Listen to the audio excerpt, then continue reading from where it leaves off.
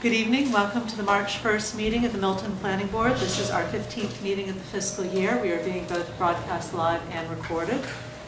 First item on our, forgot to introduce us, didn't I? I'm Emily Ennis, I'm the chair. Bernie Lynch, no. Judy Jackson, member.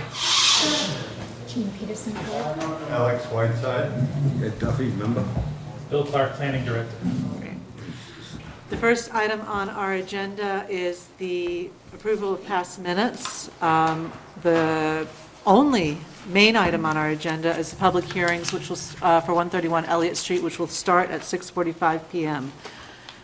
The minutes, does anybody have any changes? We have the meeting minutes for February 9th were in our packet. 9th are in your packet, 23rd. This was up tonight. They have some, don't they? You They got the were by 23rd. email, yes. Right. Everybody has his in his packet. Anybody have any questions, changes? The ninth is fine to me. Okay, is that a motion? Late second one. I'll make a motion.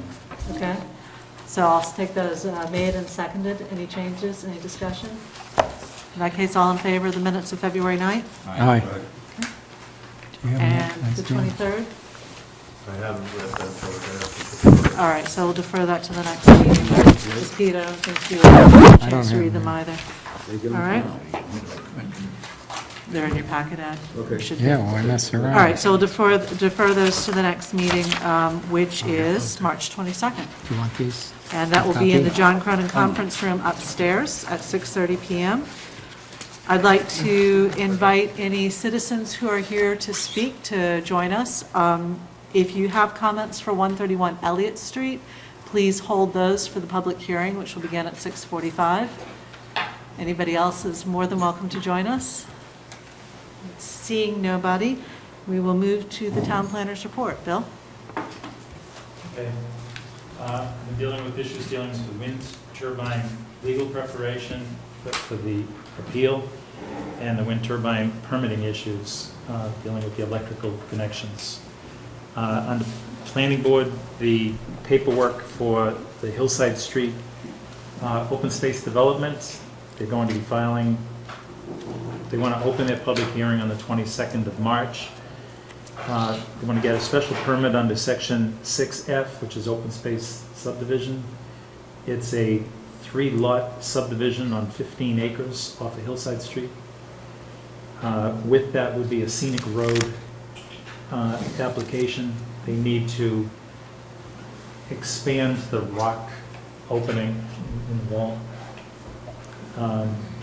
No tree removal, but at the same time, we will notice Conservation Commission, the Historic Commission, the DPW. Fire Department's already been to look at it.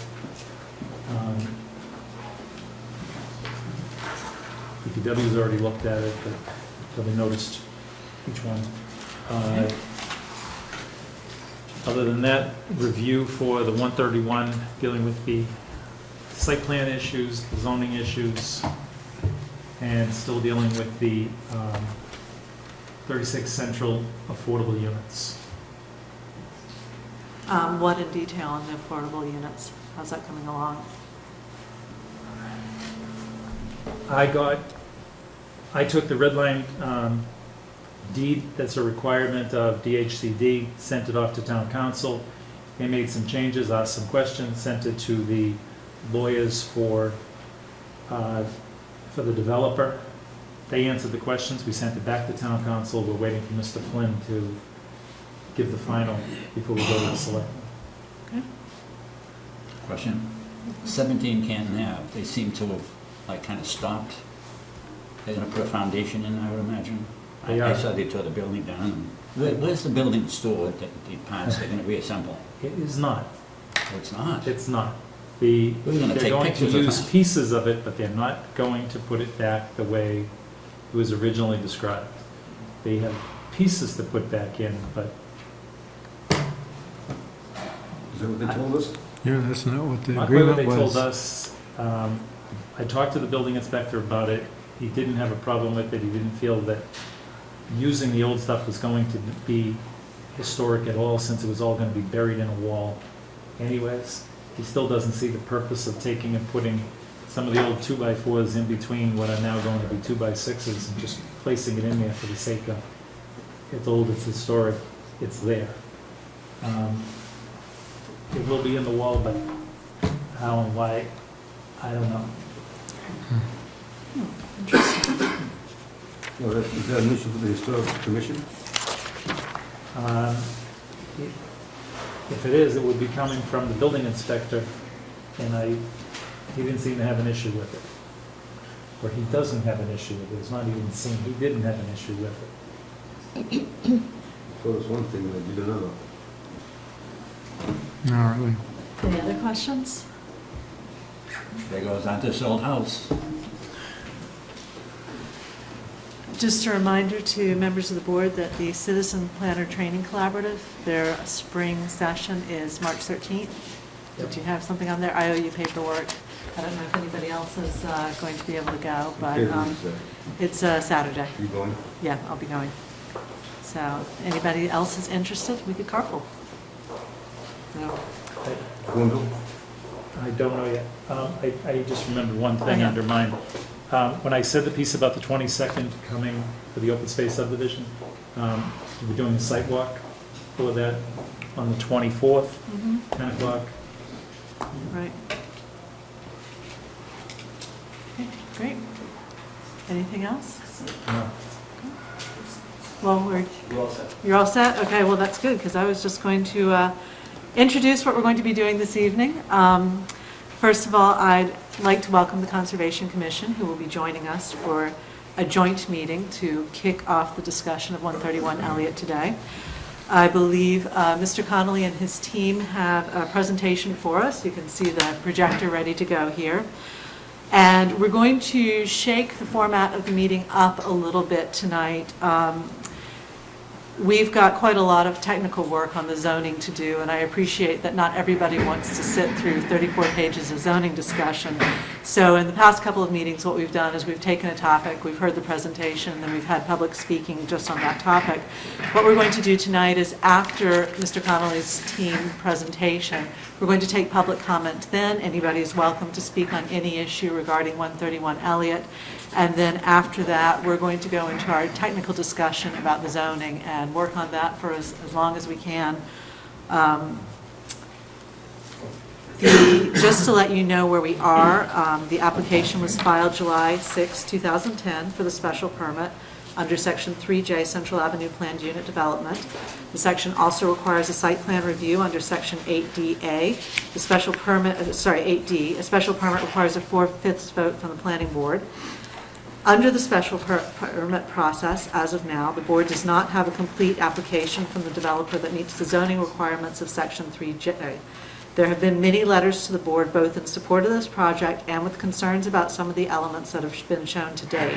The board cannot legally approve this application until it is complete and until the applicant has satisfied all of the zoning requirements.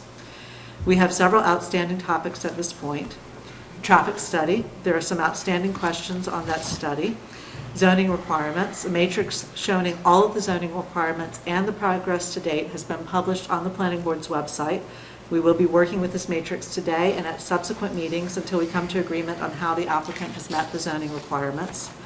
FAR bonus, the applicant has raised some questions with regard to the FAR bonus. The board may or may not choose to readdress this issue at a later date. Tonight we will focus on the other requirements of site plan review and the special permit process. The format, talked about the format, and with that, we are at 6:40. I'm going to open the public hearing. I'm going to invite the Conservation Commission to join us and to introduce themselves. Thank you very much.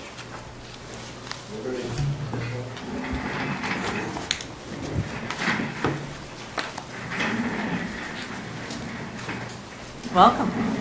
Thank you very much. Good evening, all. And thank you for allowing us to participate with you. My name is John Kiernan. I'm chair of the Conservation Commission. And this is a public meeting that has been posted. We have a quorum.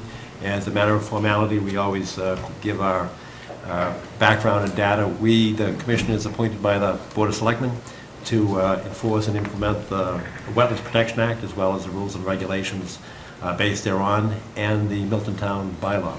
And again, as a matter of formality, we introduce ourselves. My name is John Kiernan. Michael Blute? Ken Nade. Judith Darrell Kemp. Tammy Murphy. Thank you. Our purpose and the reasoning behind the request to meet jointly is informational only. We were concerned that the applicant will eventually come before us for approval of a notice of intent. He has not yet filed a notice of intent. Our concern arose really from two bases. The first is that we were concerned that after all of your meticulous working, that you would come up with a footprint that would not allow us to implement our performance standards, which would require certain open space. And we didn't want to try to unravel that which you had meticulously put together. So we thought we'd come forward and just give you some of our concerns. The second basis for our request for a joint meeting is that we have issued an enforcement order. And I think many in the planning board might be aware that there was a removal of a significant tree that actually was, the removal was against our wishes. And actually, Mr. Nade was present at the site and requested that the tree not be removed. And it was removed nevertheless. Our conservation agent, Kathy Bone, was there. She requested that the tree not be removed, and it was removed. At that time, we issued an enforcement order.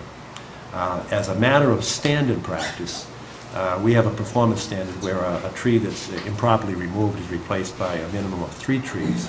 This is a little bit unusual because of the size and age of the tree. This is truly a champion tree. So we needed to make sure that this board understood that we need a significant amount of open space in order to attempt to replicate. I'm not sure we'll ever do that given the age of the tree, but we'd like to be able to have the opportunity to replicate that which the town lost by way of environmental concerns and environmental interests. So we're informational only. And if we can accommodate this, I'd love to hear from each of the commissioners, because I think our concerns are generally in uniformity, but I think there's some specific issues the commissioners would like to present to this august board. Please do. So, well, I guess the biggest thing is the fact that the tree was removed basically directly in contrast to our direction, not, to cease and desist after prior to the removal of the tree, and that it would be our intent to replicate that tree with the largest tree that would be feasibly possible to put back onto the site. I have done some research in terms of the scale of a tree that could be replicated, and that would be a tree on the scale of a 12-inch caliper tree that realistically could be reinstated. Once again, as John had said, our standard of practice is a 3-to-1 ratio, and pretty much in general, I'm disgusted by the actions of the applicant in terms of their actions relative to the removal of the tree. And I don't think that we haven't come up against someone that has willingly basically performed actions directly in contrast to direction not to proceed. Most of the time when we see people that the trees are removed, they are I don't know the right term. Cooperative? Well, no, they're cooperative after the fact, but they're not aware of the. They're ignorant about they're it. ignorant of the requirements. We usually find out about situations after the fact, and at that point they're cooperative in terms of replicating the plantings. This is on a scale beyond, not only because it was done in the face of what we had requested, but also in the fact that there was public outcry prior to the removal of the tree. I'm pretty much just disgusted. So. Well, I echo Chairman Kieran and Mr. Blute's comments, and again, the whole exercise here is to preserve our right under the bylaws, et cetera, to have some replication. I don't think we've decided necessarily what that will consist of. We have a performance standard, but also a pretty unique issue, a unique trait, which we're hopeful will give us when we come up with a plan and a footprint will provide us a number of options that we can then make our own decision as to what needs to be done. We're most interested in having that option available which I trust will occur. So we thank you for your time. Thank you. We're charged, the Conservation Commission, with obviously environmental issues. So trees and shrubs and botany in general is a big area we get involved with. The black oak there on Central Ave had all of the important aspects of what we protect. I'm getting feedback. Certainly habitat, certainly for water conservation, that proximity to the Neponset River there. It's been taking up huge amounts of water for 100+ years. And without that tree, there's all that excess water now in that whole area that isn't taken up by the roots all the time. So as John Cannon says, we have this standard of 3 to 1. If someone inadvertently or ignorantly takes down a tree in their backyard, we're sympathetic, we explain, and then they have to replace it. But obviously, Mr. Conley this time, through bad advice or something, and with direct orders not to cut the tree down, nonetheless, it happened. The tree takes on additional importance. I get calls all the time when there are public issues before the Conservation Commission. I got more calls about the black oak. I must have gotten 15 calls and emails as well. The size of that tree there in Central Ave, I think, had symbolic importance. People talk to me about high school eating their Hendry's ice cream underneath the black oak. Of course, I didn't know it was a black oak, but the spreading chestnut tree or the Liberty tree or any of those sort of trees. So I think it's really important as the planning board does evaluate and work in conjunction with us as we hope to work with you. I'm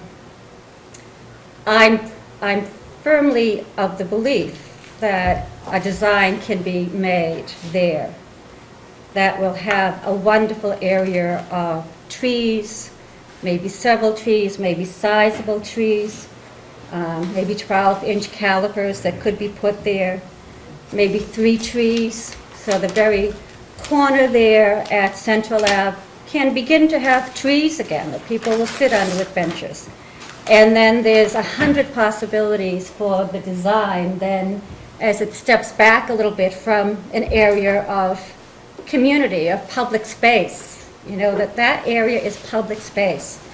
Obviously for the trees, it's habitat, it's for all the other issues I cite, but a public space as well, and I think that aspect, the symbolic aspect, is important, and I am totally confident that any decent architect can create a wonderful design that would begin with that focus and understanding and assumption that you have some sort of public space of some size in front with trees. Of course, you can add shrubs, you can add evergreens, whatever. But I think it's terribly important, not only in terms of our basic requirement, if someone takes down a tree, you have to replicate somehow that same amount of habitat, that same function. But in addition, the concept of the symbolic importance of that tree, that as a community, that our wishes and our standards were sort of thrust aside, a lack of community understanding on the part of the owner. Again, maybe inadvertently, maybe with bad advice. But I would like to see us assume that within the scheme, however it's evaluated, that trees of some sort are planted in that spot. Thanks. Great, thank you. I think the concerns have been well articulated. This was a willful disregard for what the process was. I mean, I happened to be at that site less than 24 hours before that tree was cut down, and I'm by no means an arborist, but I did not see the eminent safety issue that the owner is suggesting that there is, that there was, that prompted the action. So I think we need to address this with a great deal of seriousness and preserve our rights to do so. And Ingrid Beatty, who is also a commissioner. Right, I'm sorry, I just came in late, and I just heard the last Come and- two, come and and join I us. certainly concur with what both of them said. Again, I'm sorry I came in late. Thank you. One brief comment. In fairness to Mr. Conley, he did show us a plan earlier this evening and indicated that the plan that you're now considering is basically 40% less than the current footprint of the building, which we were pleased to see. I know not all the commissioners had a chance to see it, but some of us did. We're So, looking forward to seeing his presentation tonight and Right. seeing what the proposal is. Thank you. Ken, I'm going to open it up to the board in a second for questions for you, but just a couple of things. Can you explain for people who may not be aware of the process what your jurisdiction is? I know the Neponset River is nearby. I understand that Pine Tree Brook, he may be within the 100-foot buffer. Did we ever get that clarified, Bill? Just so that people understand why it's not just the tree, but that you have other jurisdiction over. We do. There are actually Yeah. two jurisdictional lines. Under the Okay. Wetland Protection Act, there's a 100-foot jurisdictional line, but under the Rivers Protection Act, it's 200-foot. Okay. And so we're 200 feet from the edge of the Neponset. I think that Mr. Clark, the town planner, actually gave us some documentation that almost the entire footprint is within the 200-foot jurisdictional line. Okay. We might miss a part of it, the very corner, but I think probably, I'm going to guess and estimate 95% is within our jurisdiction. Great. Bill, do you have the plan? I'd say you're probably 99% in your 99%. jurisdiction. Yes, and on that plan that you have, there's two blue lines that go horizontal to the page. One is the 100-foot, the other is the 200-foot. Oh, I see. That's from the Neponset River. What's missing off of this plan is the 100 and the 200-foot off of Pine Tree Brook, which just happens to be on the other side of the Central Ave businesses. Great. All right, are there any questions from members of the board? What does the Rivers Protection Act provide for? I mean, what are you supposed to look for? Essentially, the same interests are protected. The environmental interests that are listed and enumerated in the Wetlands Protection Act. The Rivers Protection Act just gives us a broader spectrum of jurisdiction so that we can apply the same performance standards. But essentially, they're protecting the wildlife. If it's a wetland area that has significant water purification aspects to it, this would not be the typical bordering vegetated wetland area, but the wildlife habitat is very significant. It's an interest which we are charged with protecting. And that would be birds? Sure, birds, anything.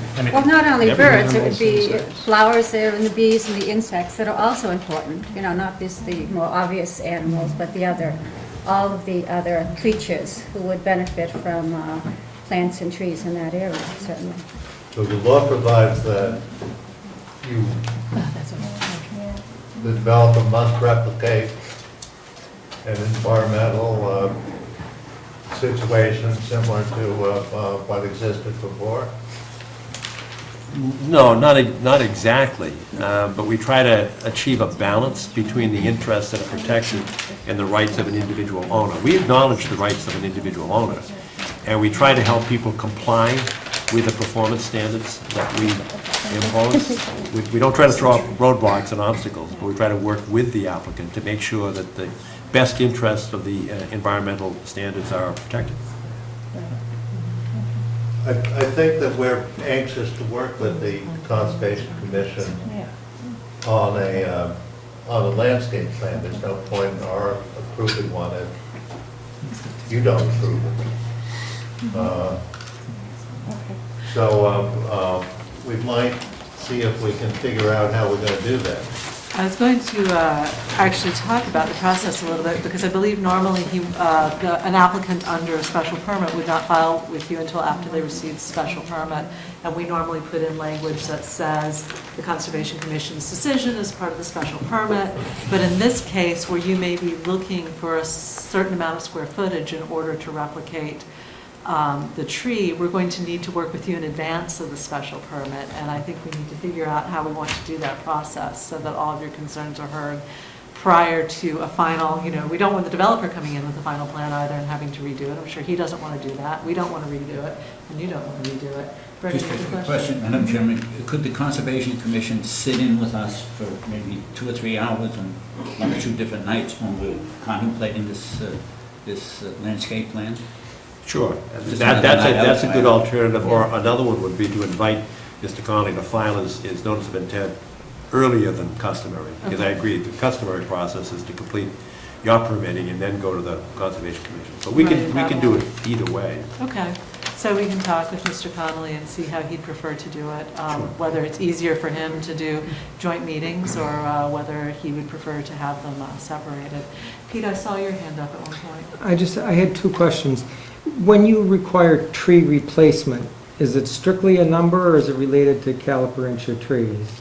I mean, if somebody cuts down a 6-inch tree, is it 3 trees of any sort? And if it's a 20-inch tree, is it those same 3 trees? Or is it related to how big the tree is? Or It's within our discretion. We don't have an explicit performance standard for the caliper. Okay. In fact, sometimes we order 3 trees and they don't fit. So sometimes we have to adjust that. On other Right. occasions, we ask for more trees. The caliper of the Case by tree case. is a significant factor to us, but we can't always utilize the 3-to-1 performance standard. That's our target. Okay. But those are all factors that we do consider.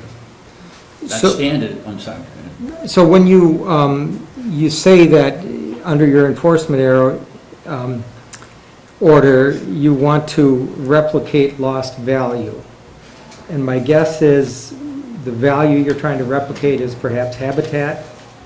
Under the regulations, I mean, I don't know, I guess maybe there's some flood control, so stormwater runoff would be important, and water quality. There's not the wetland plants and things like that, but certainly the habitat value provided by that tree and by the open space underneath it. Yes. And water quality, so you'll want to look at stormwater and things like that. Right, and to demonstrate that there is an area of discretion under the town bylaw, we actually protect aesthetics, which is perhaps hard to define, but we know it when we see it. Okay.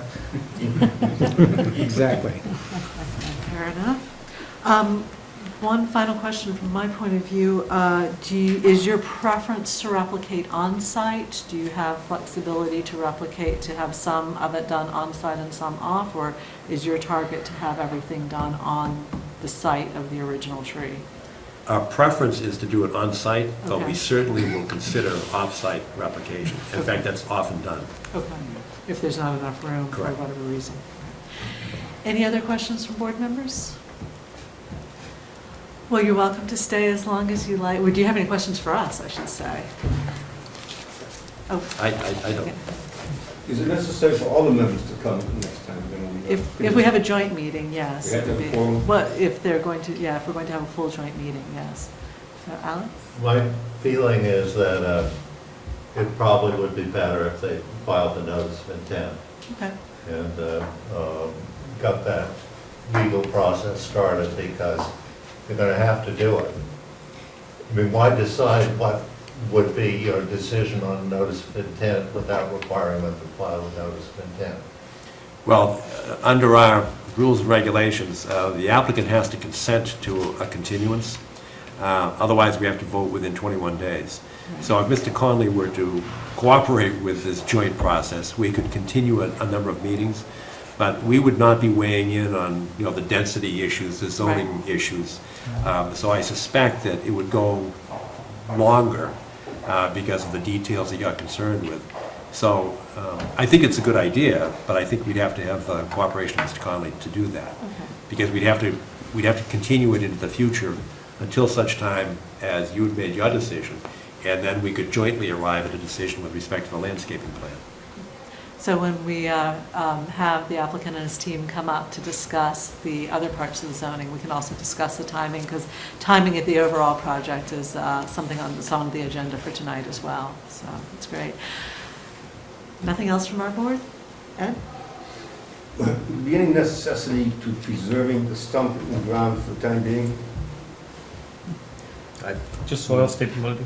just for stability of the property. I mean, that you don't, if you remove it, that something needs to be, it's a large, that you don't leave an open hole for someone to fall in or for settlement, the sidewalk to shift or something like that, purely from a safety point of view. You don't need measurements or location of it? No. Okay, that's what I'm No. saying. Anything else? Okay, any questions for us? All right. So you are welcome to stay and hear Mr. Connolly's presentation and to hear public comment, and as far into the zoning discussion as you like. All right, So- to the extent that we're in public session right now, Yes. I'd ask if there are any questions from abutters or members of the citizenry Okay. for the Conservation Commission. Because if there are not, then we can adjourn. Right. I want to stay, but Yeah. I'd like to see Mr. Connolly's Okay, that's presentation. perfectly Any reasonable. questions, comments? Hearing none, I think we can, well, maybe we should stay in session if everybody wants to stay, to see the presentation. Yeah. Okay, we'll stay in session. If at any point you need to make a formal adjournment in front of the cameras, just give a shout and we'll break We're up. not I don't know how you We're not need to. accustomed to all this equipment here. We have an old tape recorder. We have a little bit more than usual, but, okay. Very good. Well, thank you very much for joining us. We're not going to, We're done. There's a donation. yeah. All right, well, entertain a motion to adjourn. Second? Second. Discussion? All in favor? We are adjourned. Thank you. Thank you. Thank you very much. Mr. Connolly? You are posted so they can stay if they choose. They are posted so they can stay if they choose. They can stay. They can't stay, just kind of have a discussion as the board. Oh, sure. Yes. Welcome. Good evening. Good evening. Are we going to start with the traffic tonight, or how do you want It's, to? I'm leaving the presentation for it, however you'd like to do Well, it. why don't we start with traffic? Works for me. Okay, and Jack Gillen. Welcome. Thank you. We want people in back to be able to hear. So if he's talking this way, maybe There's hard. a speaker right up there, see it? Okay. Yeah. Can you hear in the back? I was going to say, if Frank, can you hear me can't back? hear, Yes. wait. Okay. So we had a few outstanding questions at the last meeting.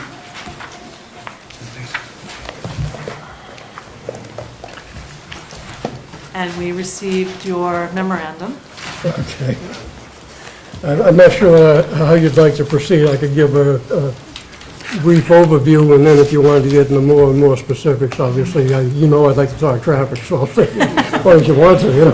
I think a brief overview is fine, and if you don't mind staying until after the public comment portion, just in case anybody has any questions on the Sure. traffic, that would be great. But I think we've got a long night ahead of us, so, Okay, But well, you can talk slowly.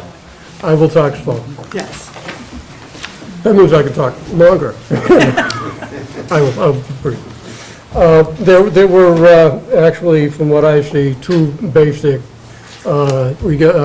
issues regarding traffic. One was the use of the traffic land use code and what we appear to be using in the traffic codes for 131 Central Avenue, and then what we had used on Central Avenue.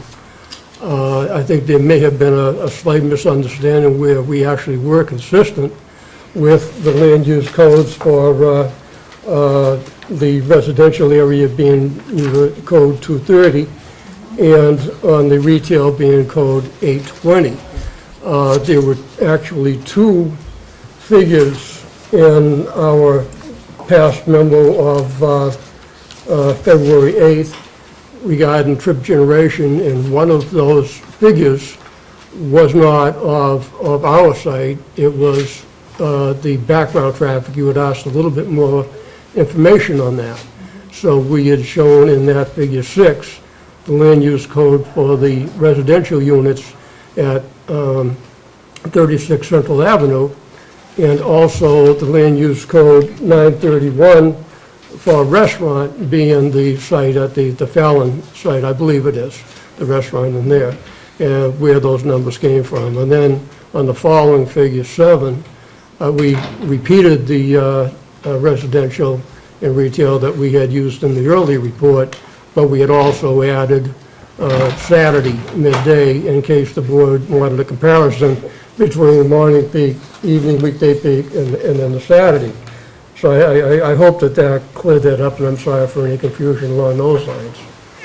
The next question seemed primarily about the residential trip comparison between the earlier report and ours. And without getting into the minutiae, unless you'd like to, is I did prepare a residential trip projection comparison where we had looked at the 35 units that we had previously done, looked at, and then also used for Central Avenue, the 18 units that we used, and then also what was projected in that early report for the 45 units. And you can see that those numbers were fairly consistent, where the smaller 18 units had, for example, 13 in the morning peak hour and 15 in the evening peak hour, and then the 35 unit, 22 in the morning and 27 in the afternoon. And then in the 45 that we had originally projected was 27 and 31.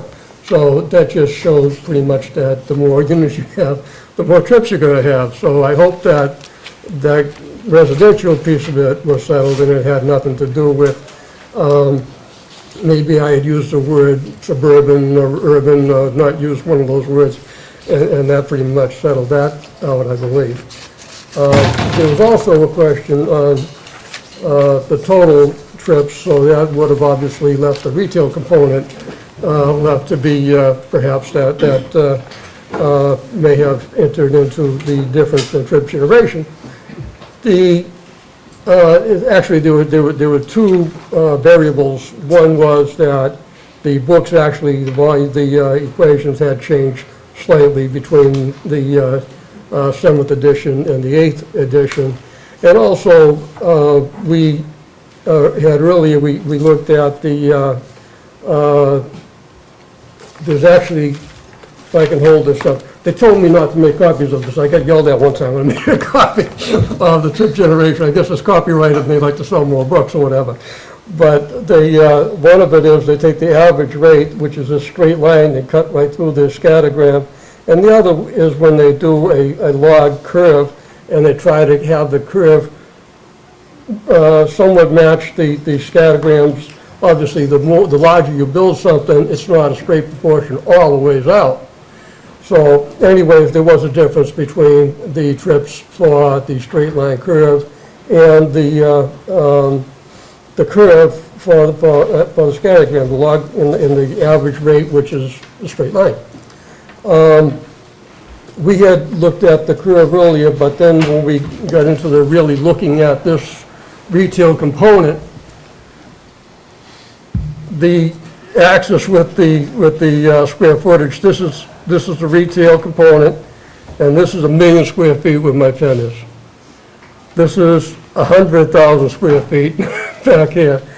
This is 50,000 square feet back at this dot, and now you know that 8,000 square feet is a dot, you know?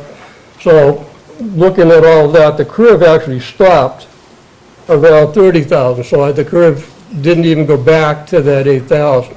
So even though we had used the variables in the curve equation, the curve actually didn't extend back to that set of data. So at this point here, I'm just going to let you know that even if we had done that, I don't believe it would have had a difference in the overall conclusion of our report that the traffic actually works with the 8,000 square feet of retail as well as the housing units. Great. Any questions from board members?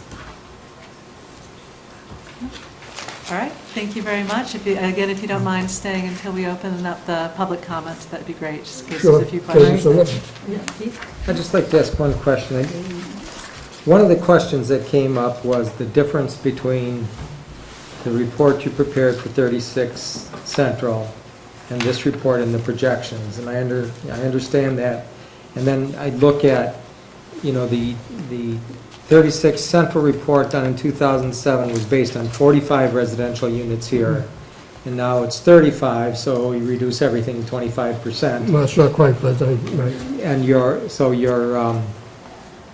numbers on your residential contribution to trips makes sense, because those correspond.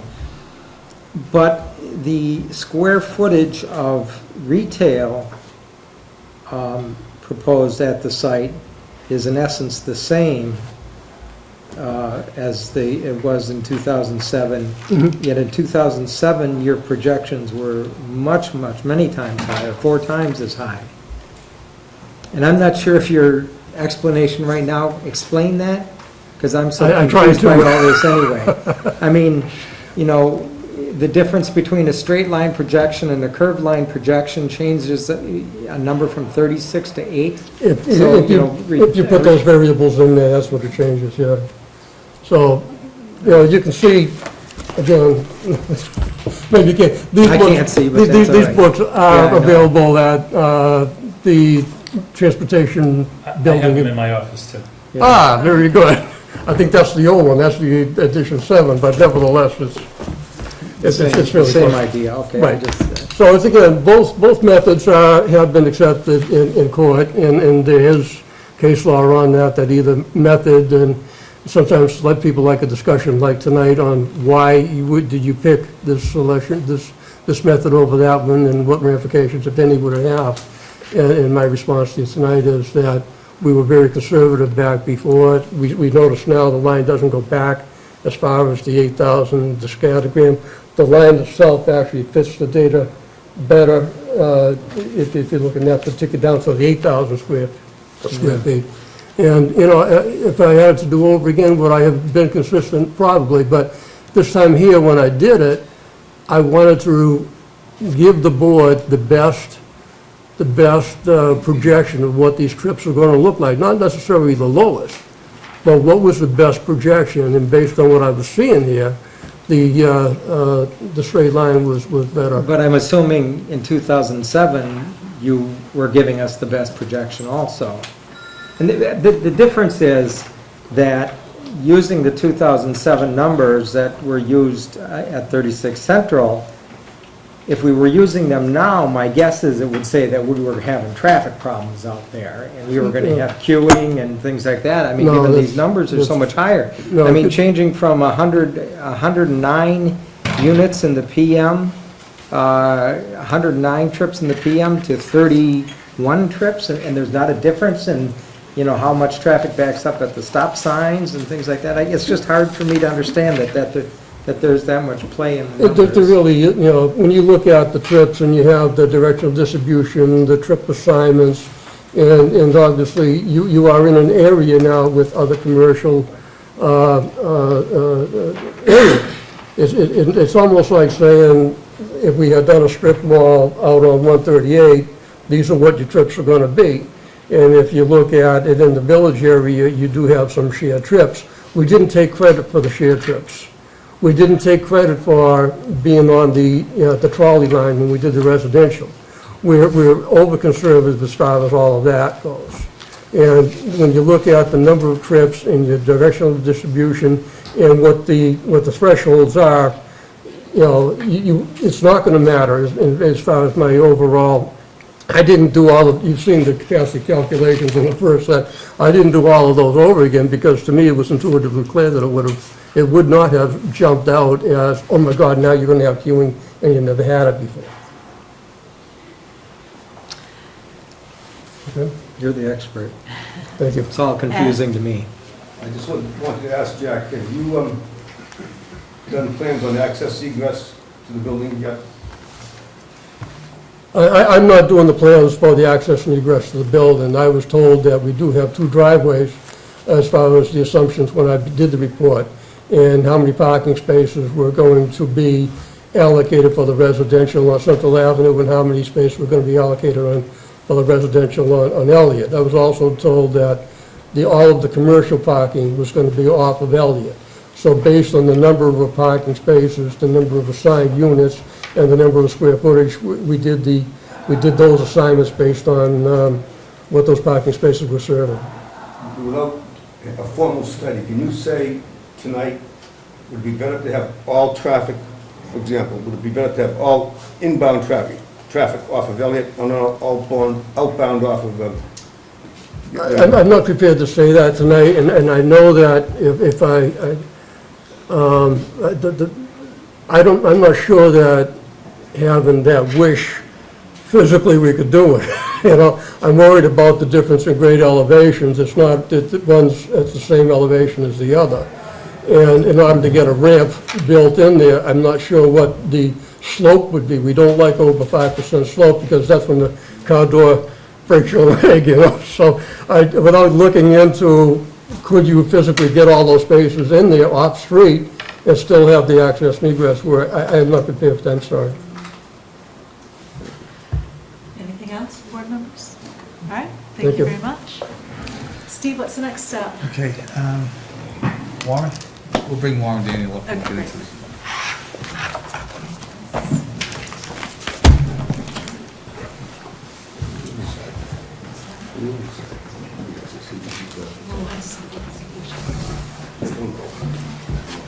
Yeah. Introduce yourself. Hi, I'm Paul Rigi, Welcome. Precinct 2.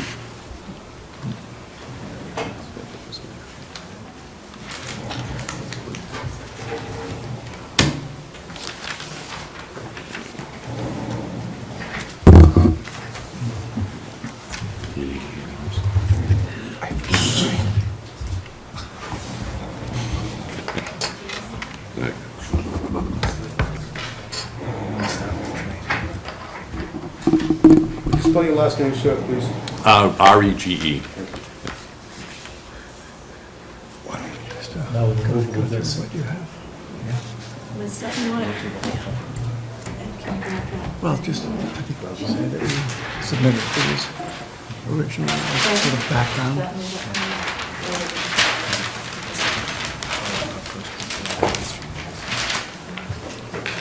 With the images that are Final image, yeah. you want to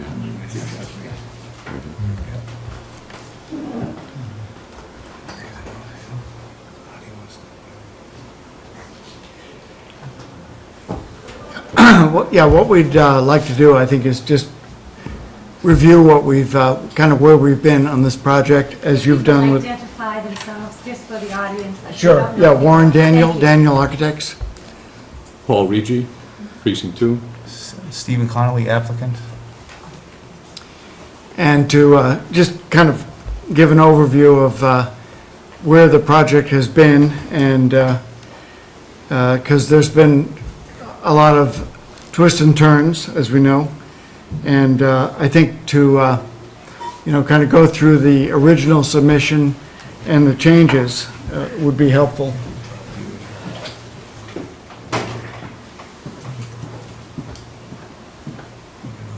Engineering site.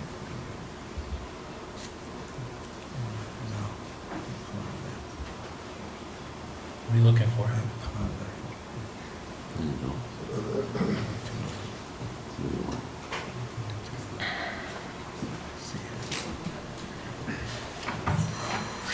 Going to With the original. yeah.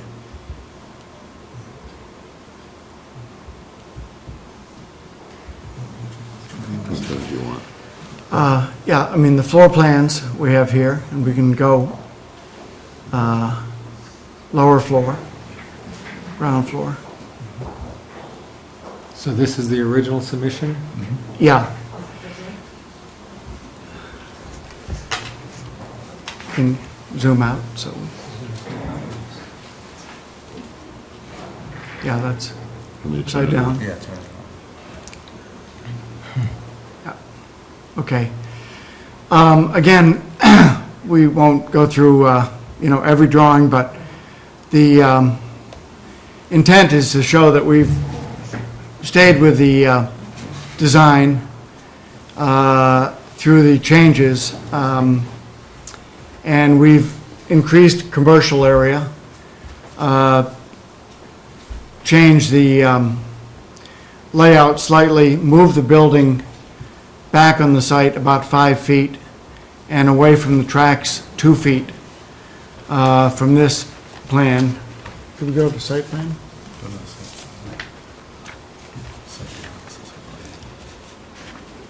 Bottom right. Bottom right, the WF. This one. Yeah, Yeah. Listen.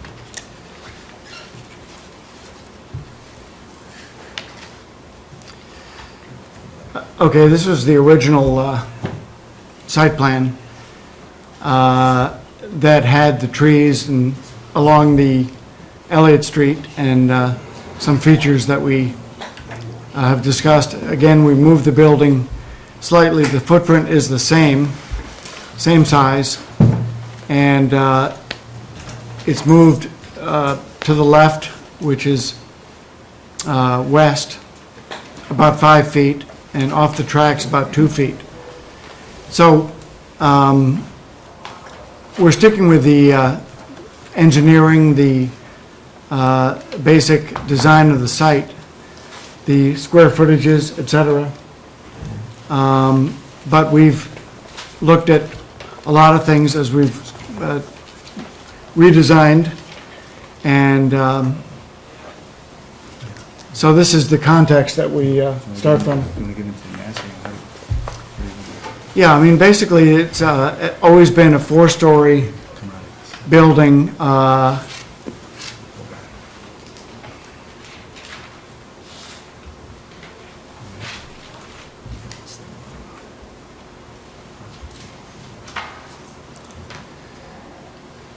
Which one do you want? Plans and landscape. On the plans. On the right, plans and landscape. Right there. Right after that one. That's the other one. That's the 2012. Want this one? Yeah. You gotta tell me which ones you want. Yeah, This is the revised one. okay, Built one. that's good.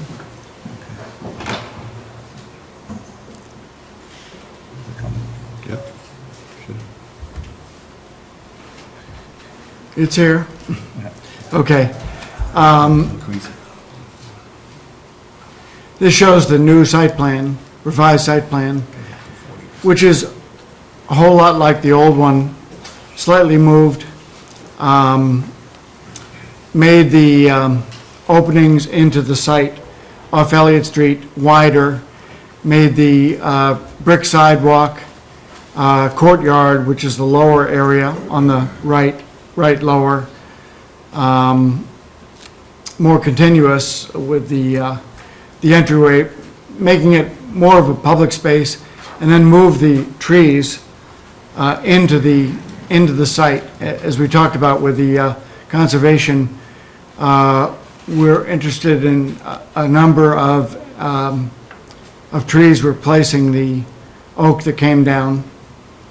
I think I'll leave it at that. But I think the interest obviously is to create a very nice foreground for the building, a setback off Elliott Street of roughly 60 feet, and a park-like setting for the entry to the building. Do the massing study. Yeah.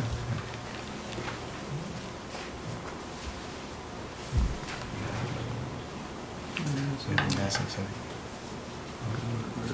Maybe the, do you have the site sections? Yeah, we do.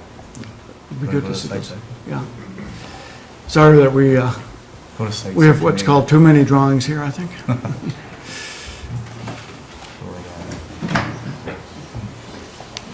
Which one? Got the long one. Talk Uh, about the site. Yeah, can you rotate it? Yep.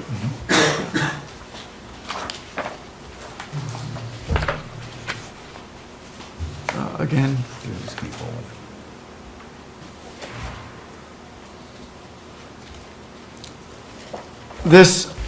this drawing, of course, we did recently in the last month or so, and shows the massing of both the existing building in red dashed, and the proposed relative to the buildings on the site. This happens to be a section along Elliott Street, and shows the houses uphill and the cleaners downhill.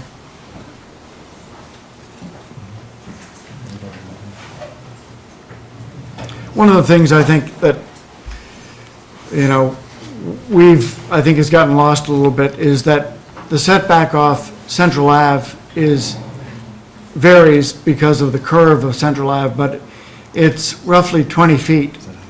And everything else on the district is roughly 10 feet, 12 feet. This is a higher building than the others, so I think that's appropriate, that setback, and we've responded to that concern. It's a four-story element that goes kind of east-west, and then a three-story coming out towards Elliott Street, which is commercial on the ground floor. Which one do you want to see? This one. Yeah. Go through the three of them. Sure.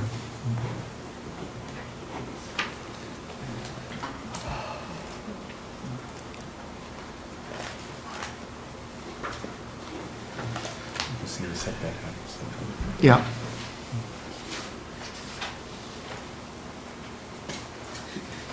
I think size is okay.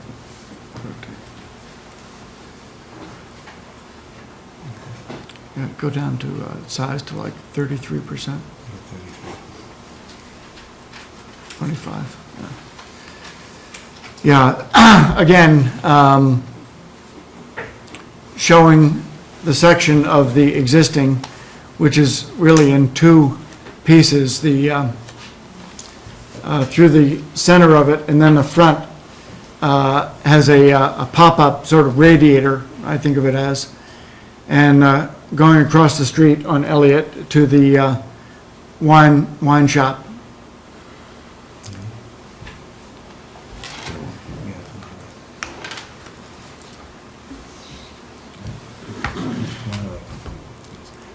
Go to the engineering. Can you get the height Should we plan up? show some engineering? Yeah, the height plan.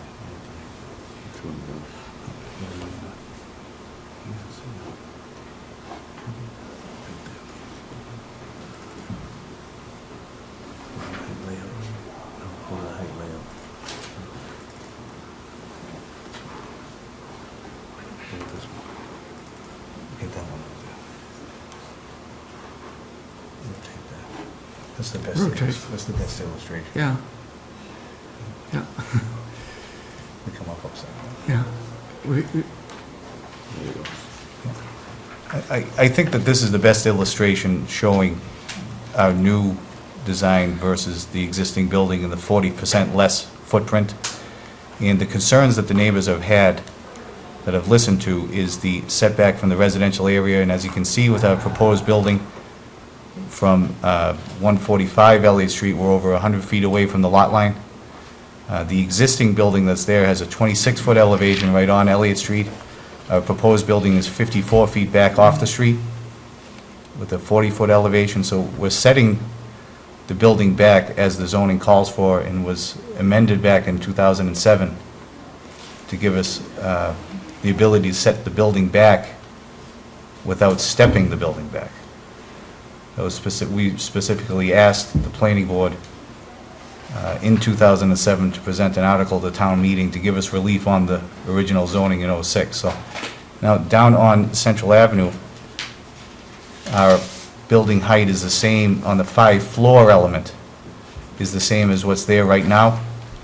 And then it steps down to a 4-floor element as you come around the corner.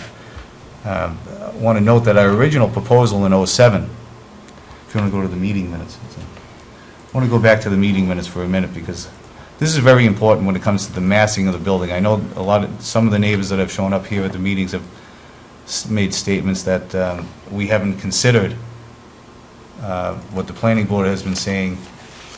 You could put the design up there. And what the neighbors have been saying.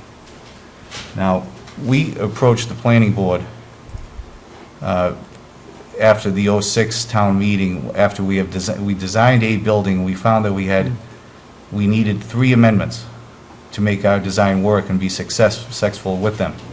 And this is the building that we came up with at that time, is 45 units instead of 35, much larger building, same amount of commercial space.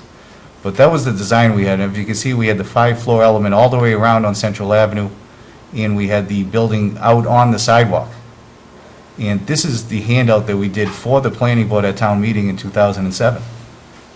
And the board endorsed this and spoke in favor of the changes to the bylaw to allow us to perform on this building. And especially the 5-floor element on Central Avenue, we specifically addressed that with the board.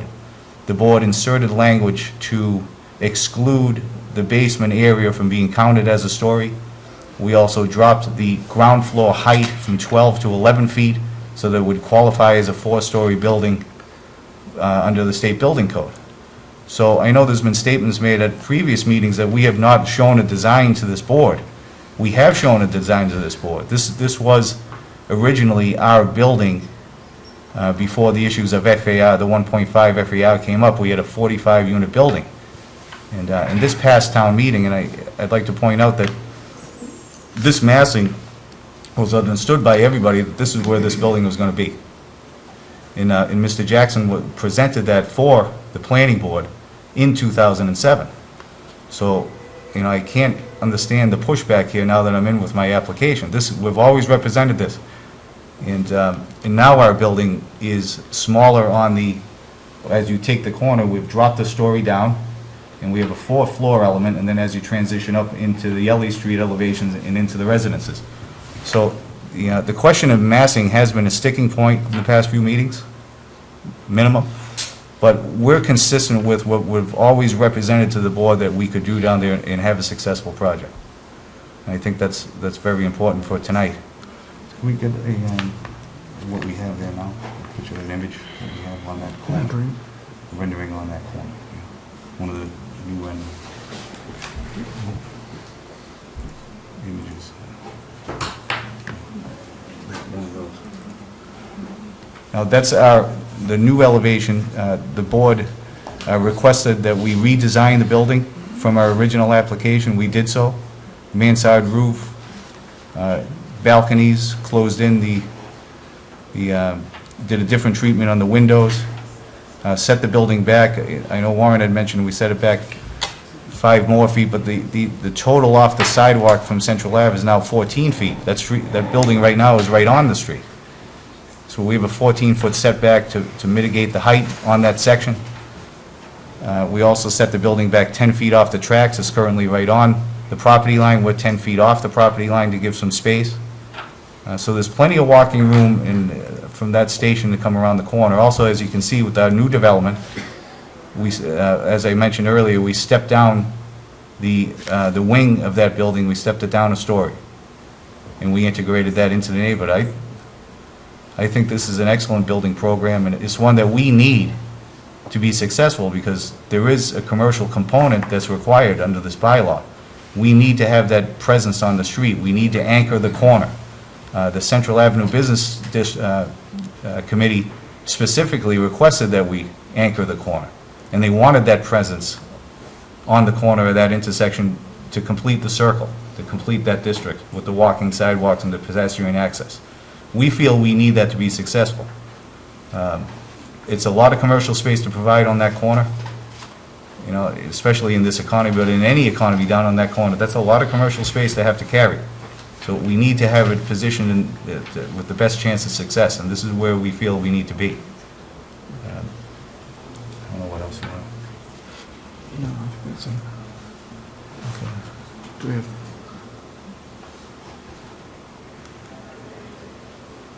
I don't know where else you want to go with.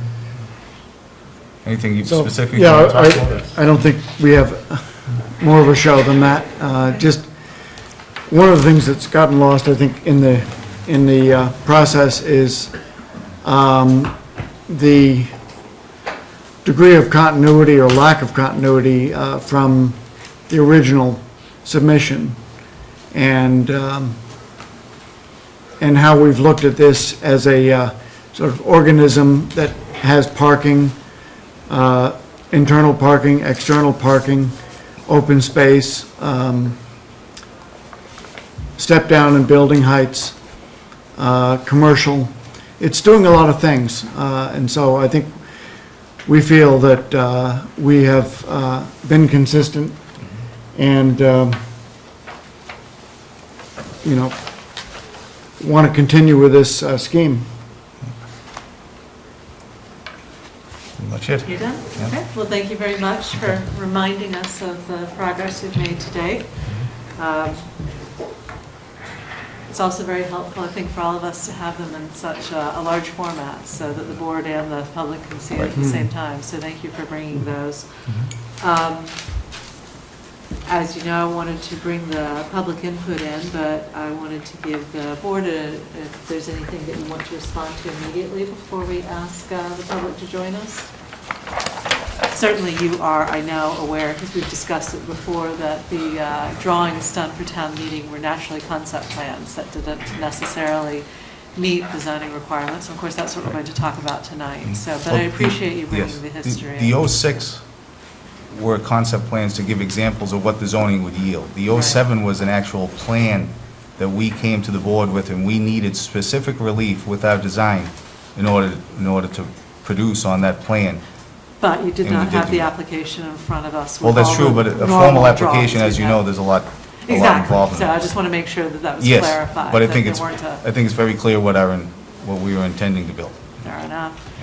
So if there's no comments from the board, I would like to, actually, gentlemen, if you don't mind moving to one side or the other, invite the public to speak at this time. And then after we've taken public comments, we'll be moving into the technical details of the zoning. So anybody who would like to come forward?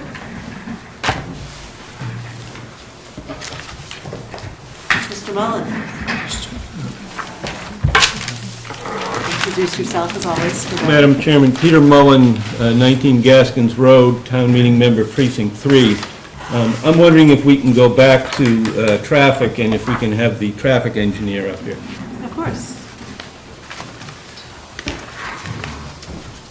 And I'm wondering if we can take down the picture, the schematic. No, I want to leave that schematic up. I like the look of that building. I think that's The only thing, Steve, is, and I appreciate that you want to leave it up, but the light is like right in my eyes. We can put it back on. We'll put it back up after the, if any, actually one advantage of you having this here, oh no, that's even worse.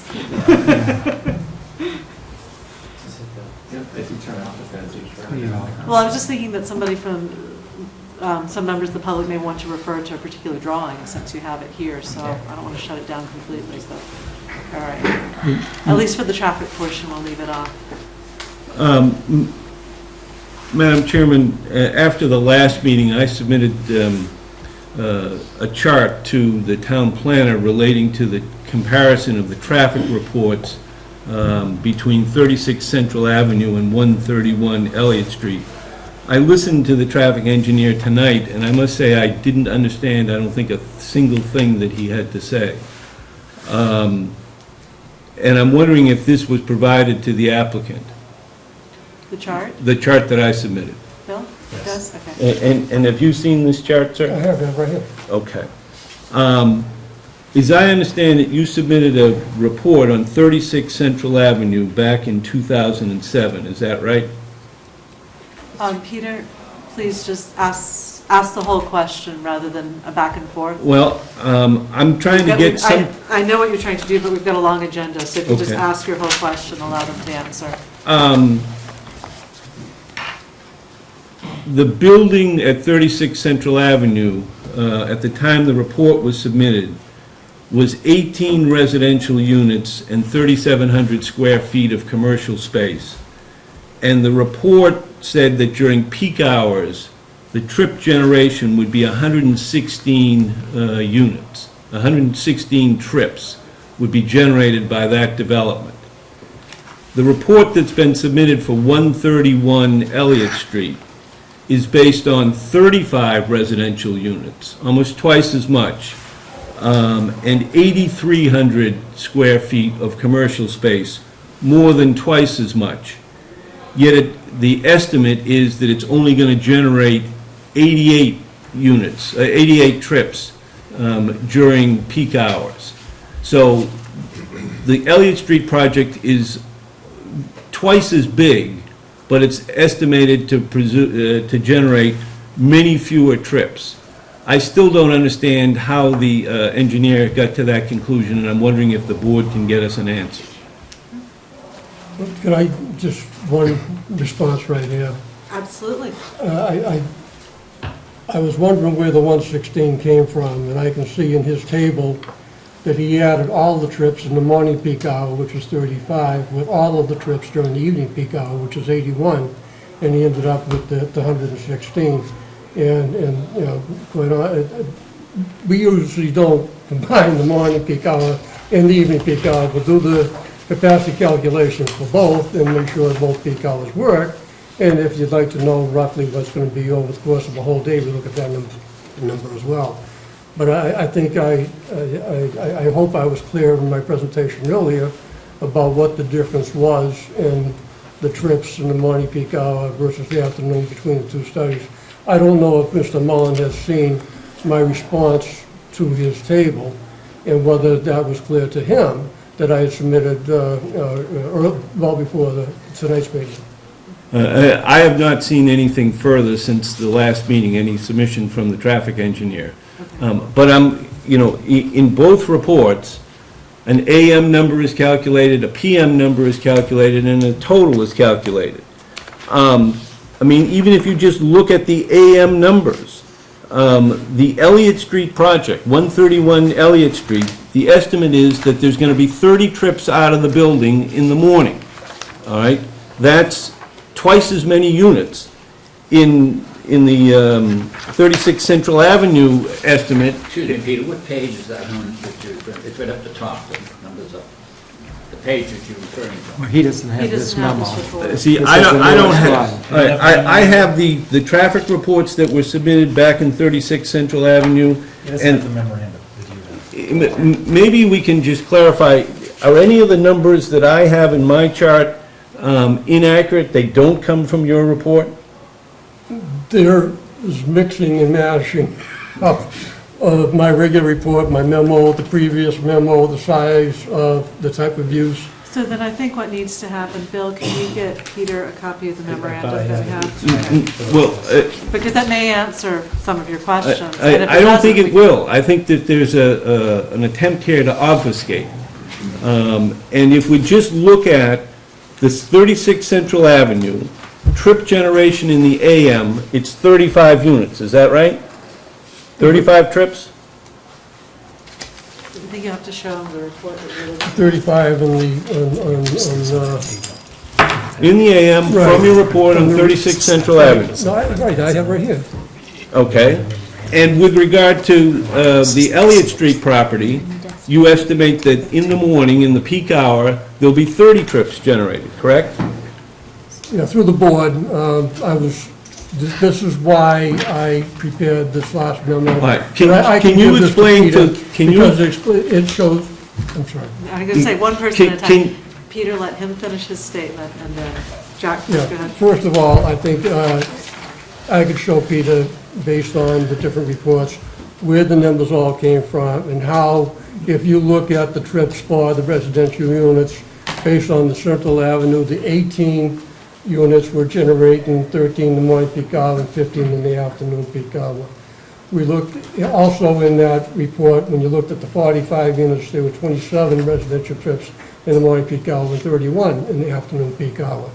And we also looked at the 131 Elliott in this new report, and for the 35 units, I had 22 in the morning peak hour and 27 in the evening peak hour. And that's why I was trying to say earlier, those equations did not change for the residential, even though the additions of the trip generation report did, they were consistent with those equations. So we looking at the difference in units, going from a low of let's see where it was now, the 18 units, 13 in the morning, to what we're projecting now, the 35 units being the 22, and what we looked at before, the 45 units being the 27.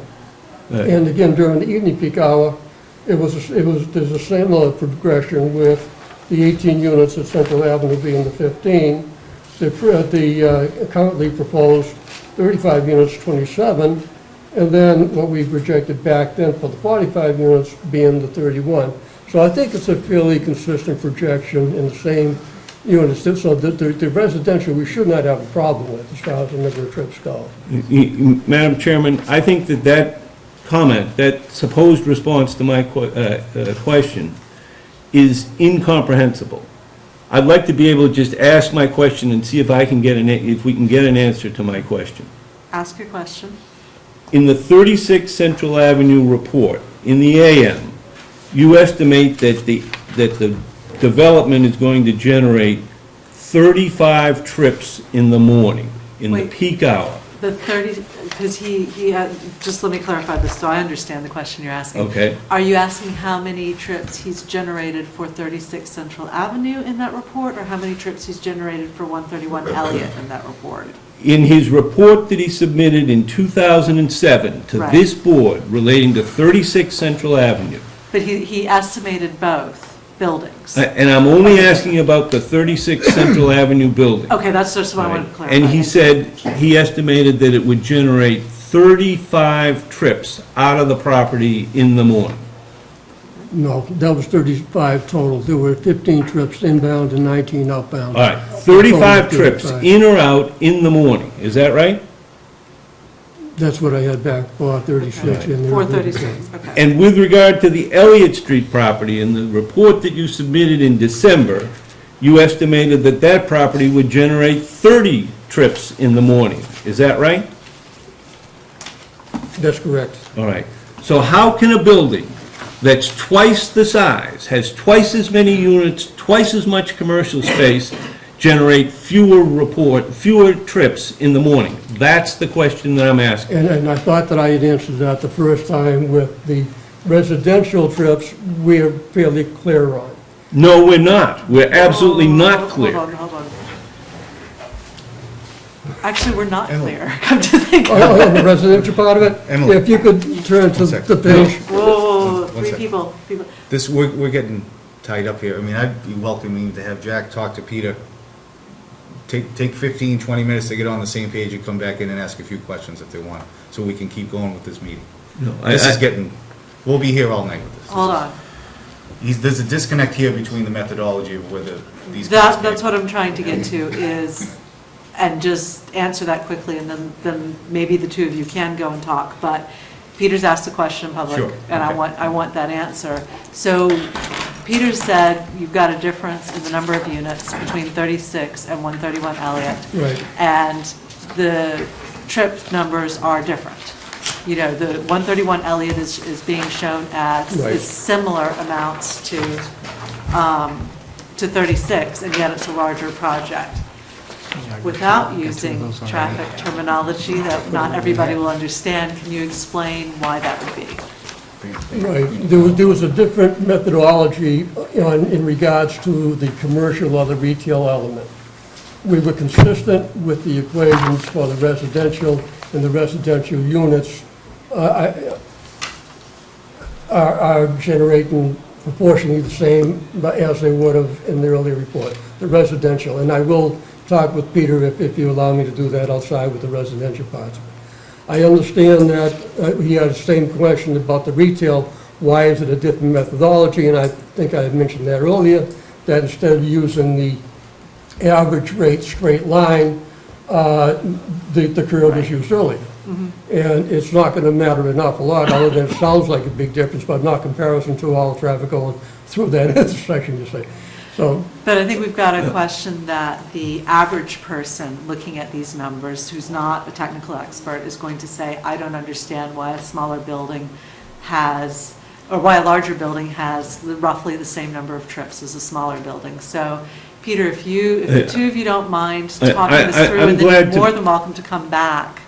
I'm glad to meet with the traffic engineer and see if Okay. we can resolve any of the things. But before we leave, as I understand what he's saying that he used the same methodology with regard to 36 Central Avenue as he did with the 131 Elliott Street with regard to the commercial property. With regard to residential. I'm sorry, with regard to the residential units.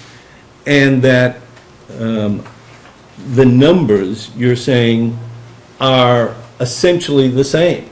How can twice as many units not generate more trips?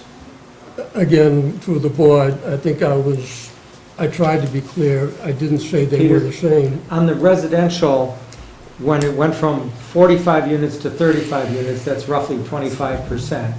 And so if you look at the residential where he generated 27, he reduced that by 25% to get to 22. So the residential proportion to the side of the building, I see that. The commercial is way wacky. That's the part I don't understand, because it's a 400% difference in, it's a big difference. But the residential, I can see the direct proportional relationship between the 45-unit building and the 35-unit building.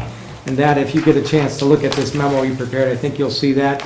But there isn't a logic that I can find for the way that the commercial projections changed. He's indicating, and this is what I don't understand and we need to understand better, that the difference in commercial, although it's a huge number, in terms of traffic generated in that intersection, it's not enough to make an appreciable difference to how the intersection functions. That I find that a little hard to understand, but, so I think there is some way that he can explain and help you a little bit, but why he used a different methodology on the commercial part of it between the two reports, I don't understand, and I don't understand how a significant difference in retail projections going from 36 to 8, how that doesn't make a difference in the way the intersection functions, but I'm a layman and So I'm going to ask the two of you to talk. Thank you. And then please feel free to come back and ask again if you want to report back. It's polite. Let's get the rest of I've got more public people coming in. Welcome, and introduce yourself. I hope the traffic engineer actually won't leave yet. Oh, Jack? Hello. Hi, I'm Mark Day. I live at 70 Cliff Road. I am concerned that the board appears to be showing deference to the traffic engineer's report. I would like to clarify my concern about that. I need to be clear about my own credentials or lack thereof. I am not an expert on traffic engineering. However, I do have a doctorate from an engineering school, and I am professionally engaged in evaluating arguments that people make in technical domains. I think that many details have been put forward with various degrees of confusion in them, but something that emerged to me in the course of the previous hearing and this one is that the information that has been presented about the traffic engineering has the characteristic that without needing to ascribe bad motives to anyone, one can observe that there is a spurious precision that is being offered.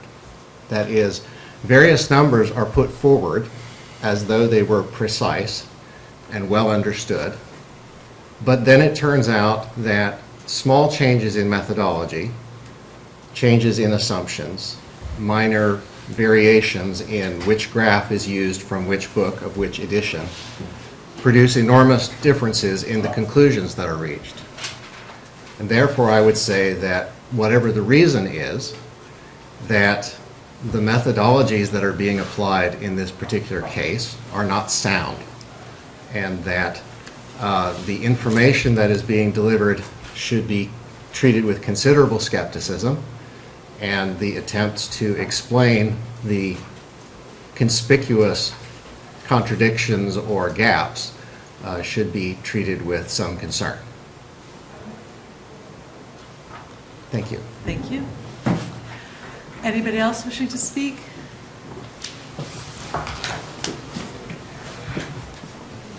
Anyone else? Margaret?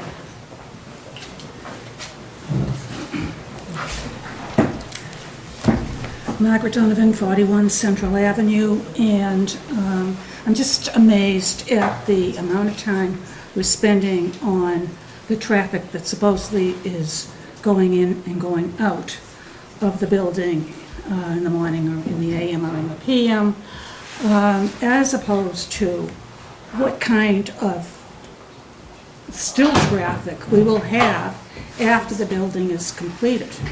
And when I say still traffic, I'm talking about the parking. I think that's far more relevant to that area than how many cars go back and forth. We have seen, and I'm sure the traffic engineer has also experienced, the number of cars that come down from River Street across Central Avenue and up Central Avenue. It is enormous between 4 and 6 at night, and also in the morning. And that is the result of when the Adams Street Bridge was being repaired and a detour was created so that the cars that formerly went over Adams Street and down onto the expressway found this great shortcut required by the detour to come down River Street, across Central, and go up Route 28, bypassing the whole of 93, all the way from East Milton Square to the Route 28 exit. And that's fine. They just go through it, go through the stop sign, but boom, and they're gone. But what's not gone is the parking nightmare for the commercial areas that you hope to see develop there. Right now, 36 Central, since the question of 36 Central has been brought up in this discussion this evening, I'm bringing it up again. The parking there for one commercial building, one commercial unit, is extraordinary. And do they park on the grounds? They absolutely do not. They park on the street. What is going to happen when the two other commercial units are occupied, whether they're sold or rented, which Kieran told me he probably might have to do? And you compare that to the commercial units that you're proposing for 131 Elliott Street. I think that's far more of concern to this area than how many cars go back and forth, because there are a number of cars that go back and forth. In the AM, going down Central, across River, across Central and down River, and in the PM, between 4 and 6, coming in the opposite direction. I think those are the issues that I think should be addressed. And frankly, I'm very, very concerned because you lost the 36 Central Avenue parking area where 47 cars a day used to park. 47 cars a day. Now, it is true that some of them were the people who worked at the Fallon Ambulance Company when it was located up the street. But still, there's not enough parking in the area right now. What are we going to do when these other commercial units are sold? That, to me, is of far more concern than how many cars go back and forth up Central Avenue.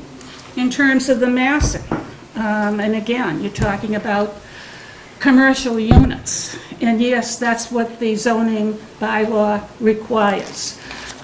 It would seem to me that maybe the planning board ought to go back to the town and get the zoning bylaws amended. Because I don't know how you're going to fill up those commercial units. And if you are, where are the people going to park? Thank you so much. Thank you. Anybody else wishing to speak on this? Alan? Yeah.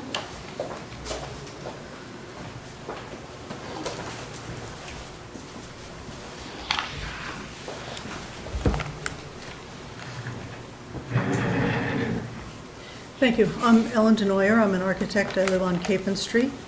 I would like to, spoken with Emily prior to the meeting, would like to take the opportunity to present some images that I hope will be helpful. Basically, as I said, I'm an architect. I've been discussing the proposed development with architects, other design professionals who live in town. And I and some others decided that we would like to try to be helpful and to volunteer our expertise to try to assist with this process. So we have done some site analysis. We've created some basic conceptual massing studies. And this is all in the interest of helping all parties, the public, the planning board, and the developer and his team, to better visualize the proposed development in context and to consider some alternatives. And we hope to make a constructive contribution to the process. We hope that our efforts are received in the same constructive spirit in which we offer them. And I want to make it very clear, we have no desire to replace the developers team. So we believe the site presents a great opportunity for an appropriately scaled, well-designed, mixed-use development. It's a prominent location, it's a gateway to the town, it has the proximity to the retail, the trolley to downtown, the bike path, the future extended bike path, the river. So we think it's a terrific site, and I think it deserves a terrific project. I don't feel to date we've seen that. I didn't bring copies for everybody, but I brought enough to spread around.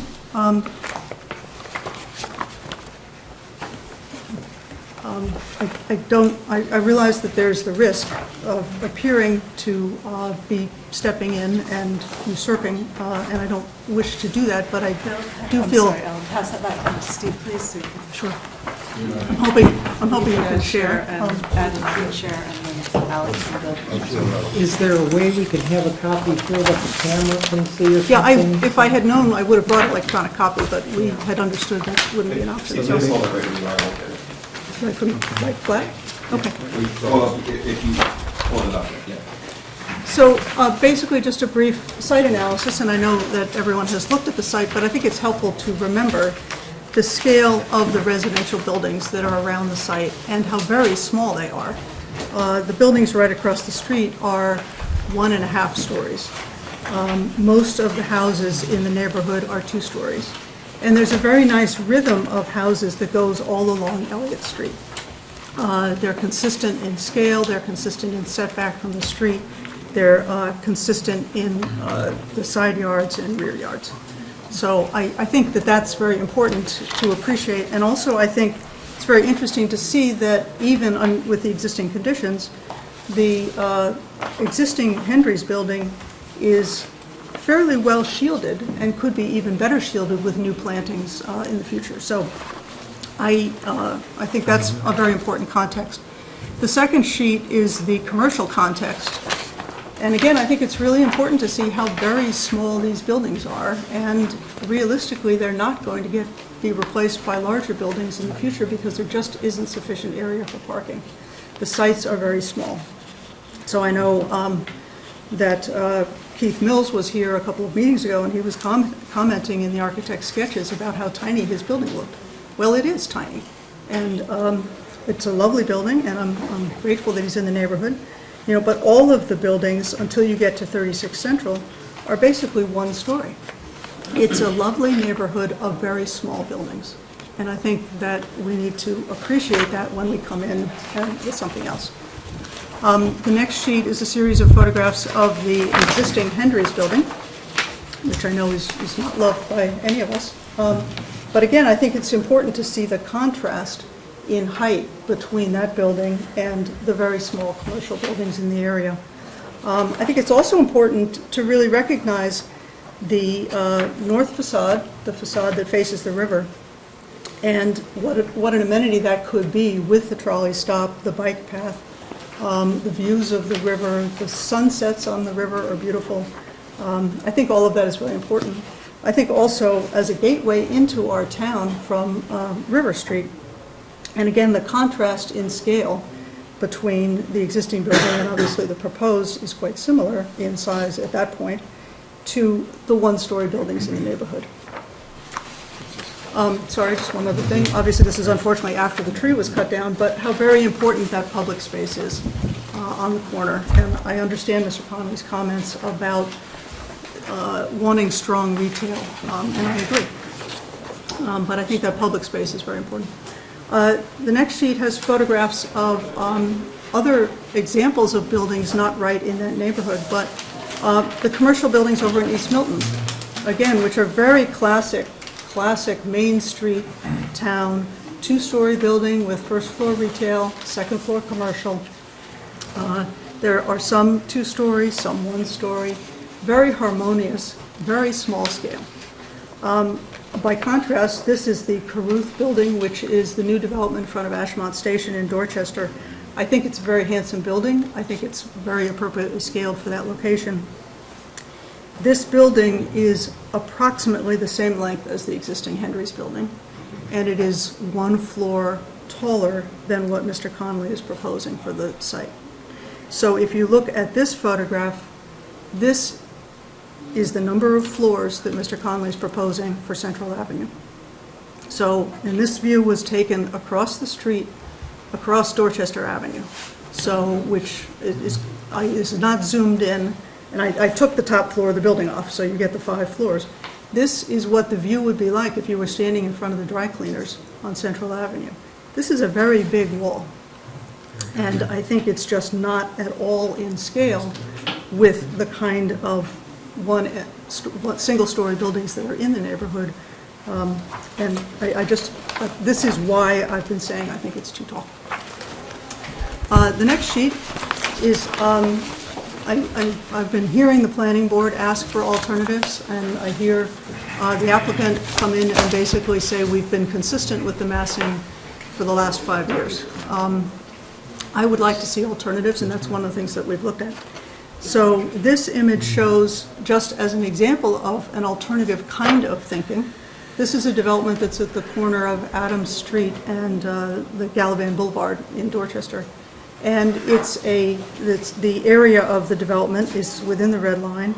It's within, this is only residential, but it's within a neighborhood, and you can see that it fits in with that neighborhood in terms of the rhythm of the building, the spacing, the open space between the buildings.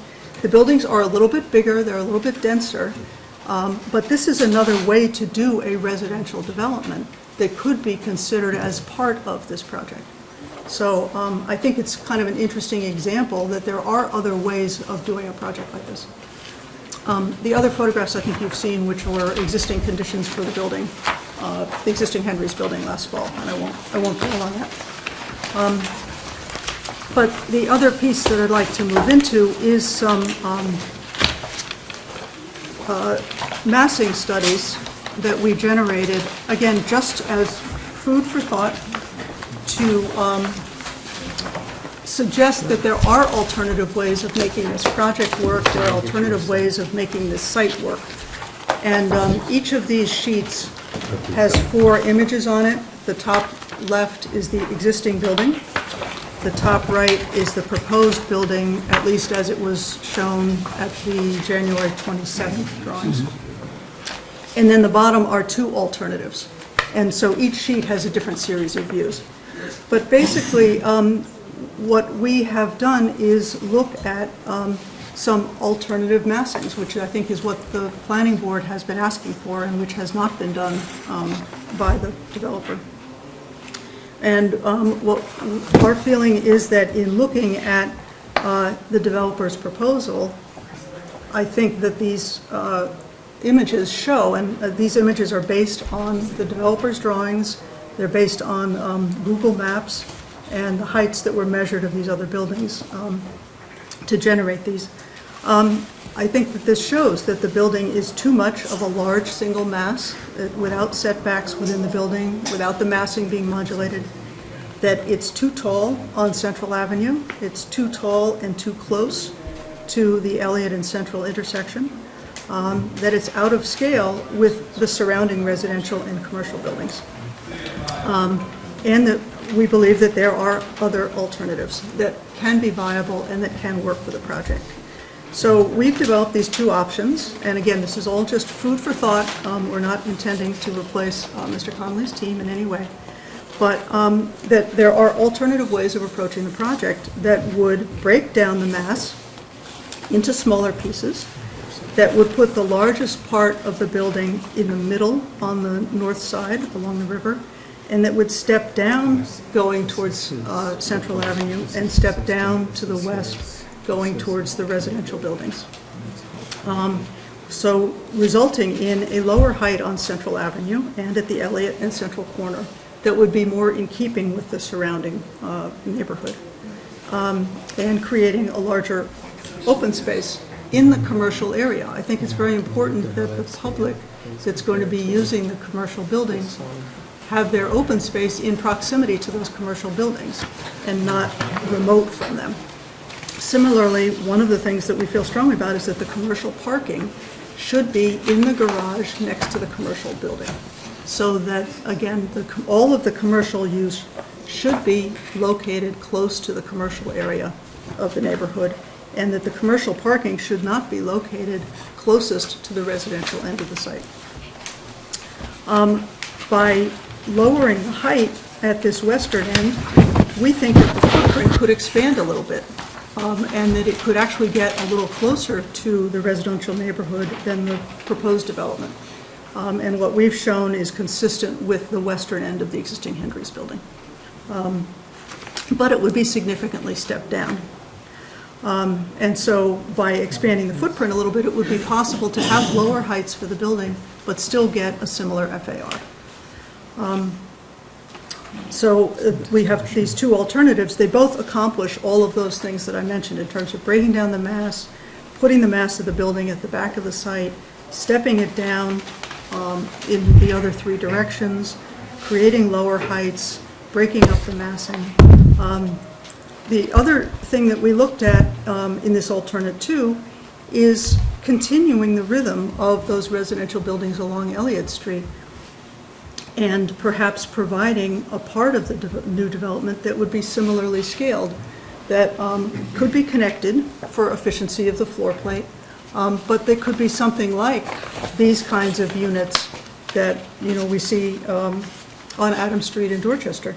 And, you know, you could have 2 or 3 of these that continue marching along Elliott Street, similar to the houses on Elliott Street, and then they could be connected to something larger in back.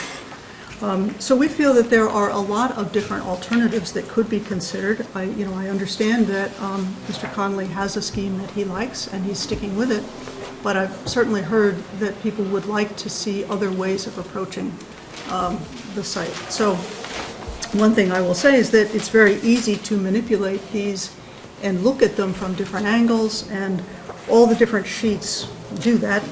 I've been focusing on the one which is generally the aerial view, and this is the intersection here. But we have views from other directions, more from Elliott Street and Adams Street coming in, and that's where you really see how large this wall would be and how prominent that corner is, and in my opinion, how out of scale it is with the surrounding buildings, and how it would be possible to break down the scale and start to have a rhythm that respects the residential nature of the rest of the street. So these are all different views of the same schemes, and they show, you know, here again, you see the rhythm of the houses on Elliott Street marching along, and how you could continue that kind of rhythm and incorporate it into the building, so you get the efficiencies of the floor plate, but you still express the kind of single-family house rhythm and spacing. I don't know, I haven't looked into whether it's possible to put that kind of single-family residential piece on the residential lot. I haven't explored that in terms of the zoning, but you know, to be able to continue that rhythm and respect the feeling of the street, I think is an attractive option. The one other that I want to, well, a couple that I just want to comment on, the view from the river, from the north side, that, again, if you break down the scale of the building and increase the footprint a little bit, while still leaving plenty of room for trees, that it would be possible to set the building back a little bit from the river, create some open space where people can, whether it's for the residents, whether it's for the public, where they can enjoy access to the river and the river views. And, you know, because I know that the grade of Elliott is rising, so that the building at the western end will not appear as tall as on the eastern end from Elliott Street, but on the back side of the building, the trolley tracks are essentially flat, because of course that's how you build train tracks. So the north wall of the building is going to be very, very big and very long. And I think it would be very helpful to look again at breaking up that massing and to really take advantage of those river views. And with if there's the parking at grade, then when you get to the first floor and other levels above, you're above the trolley tracks. So you can enjoy the views and you can appreciate the views. And I personally live a stone's throw from the trolley, and I think it's a terrific amenity. I don't think that people would mind overlooking the trolley because they would get the benefit of the view of the river. So just one other view that I wanted to show is the actual plan view and the shadow studies. And I think you can see how we've looked at breaking up the building into smaller pieces and thereby reducing the height and the shadows as it is along Central Avenue. So again, I very much appreciate your time. I appreciate your patience. With all due respect, I think that there are alternatives that should be considered. It's very easy, as I said, to manipulate this model. It's something we would be happy to do, with the board or with the applicant, and to look at different views and, raise and lower the different pieces. It's a very easy process. And, these are static views, but we can manipulate it and look at it and work with you. So I offer that if it's something that would be helpful to you. Thank you very much, Alan. Thank you, and I appreciate your time. I realize it's time consuming. Alan approached me and asked me about the possibility of showing this. I should also say that I've been approached by somebody who's willing to build a model, a physical model of the site. I suggested that he might want to hold off till after we've come to a little bit firmer agreement about what the building should be on the site and the height and the massing and all of that. But I just want to let you know that that offer is open, and I can put you in touch with the person when we get to that point. So one of the... Can I just ask? Yeah, absolutely. Ellen, what kind of software does this? What kind of Yes. program, and is it easy? It's very easy. It's called SketchUp, and it's the whole idea is that you can easily sketch. It's free. And it's free. Thank you. It's free for download. Yeah. Warren, does your office use any kind of program like this? Yep. So you could generate alternatives like this? I mean, essentially, we view this as being the equivalent of taking, a clay model, and you carve off this piece, and what's great is you can take the same amount of clay, or in this case, the same amount of FAR, and cut it off of here and put it over here and smush it and move it around, and it's a very easy thing to do. So, I would encourage Mr. Daniel to work with it. It's easy and accessible, and all of the information that the ground plane is based on is readily accessible on Google Maps. And it can be done either with a flat plane, which is not accurate in this case because there's so much slope, or as we did here, you can incorporate the change in the ground plane, and I think you can see that in some of the images where you see that the site is sloping, and a two-story building here is taller than a two-story building here because of that. So. Can you spell the Thank you. software? Yes, it's called SketchUp. Oh, SketchUp. Sketch. One word. Capital S, capital U, SketchUp. So I think actually Mr. Daniel's office had provided some of the early drawings in SketchUp great. for us as I was going back through my files. Is all of this in a PDF format? This is all in a PDF format. I'd be Can happy you- to email it. yeah, Shall I that'd send be it to you, great. Bill? And Okay. Bill, if then you could share it with Mr. Connolly and his team, I'm sure all public information is helpful. Thank you so much. Thank you. Does anybody else want to speak in the public comment section? Yes, please come forward. And then just reintroduce yourself again. My name is Michael Blute. I'm a resident at Willoughby Road. I'm also an architect. I have two comments to make. The first comment is I got a chance to look at the information that's posted on the website. And one of the sketches that was in there was a B option. The thing that I liked, comparing the existing plan to the B option, the B option shifted the commercial space away from the corner, basically pushed it back. The tree that was cut down was a very good screening element. And if you walk to the site now, the building looks massive. It's the same building that was there before, but now because you've removed the screening element, the presence on the site and on the adjacent intersection is much more significant. Backing up the building, looking at options in line with the B, which basically pushed that portion back and allowed us to introduce something on the corner that as another screening element for the mass of the building would be beneficial, in my opinion.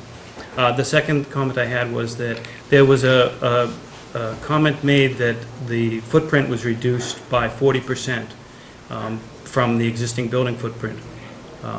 The problem is that the building footprint may have been reduced by 40%, but as you view the building, the mass, the size of the building that's adjacent to Central and to the street and the intersection, the mass hasn't been reduced. It's actually more massive now because they've brought the commercial portion of the building into the corner, and because that portion of the building is now, it's not a low element like all of the other buildings there. It's actually now, they're looking at something that's 4 stories high. So it may be a reduction in the footprint, but in the process of doing that, they brought all the mass to the front of the site, which is a lot of what Ellen was also just talking about, trying to break the mass down and not let it dominate the rest of the neighborhood in that area. Great, thank you. Anyone else? All right, in that case, we are going to move on to the zoning matrix. Yeah? I just want to touch on a few things, if we could put up a screen here. Bill, can you reach and take that cover off? Because I had spots in front of my eyes for a while after that one. Get my notebooks out of the way.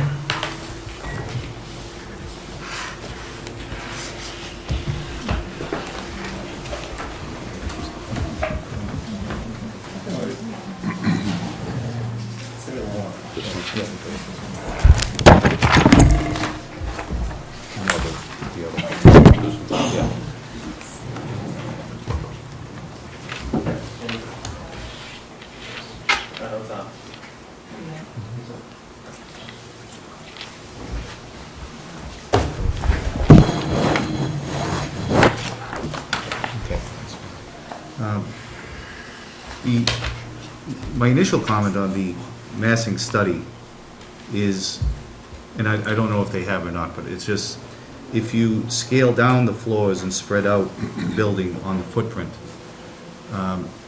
we're at 40%, 47% of lot coverage, you have a maximum of 50.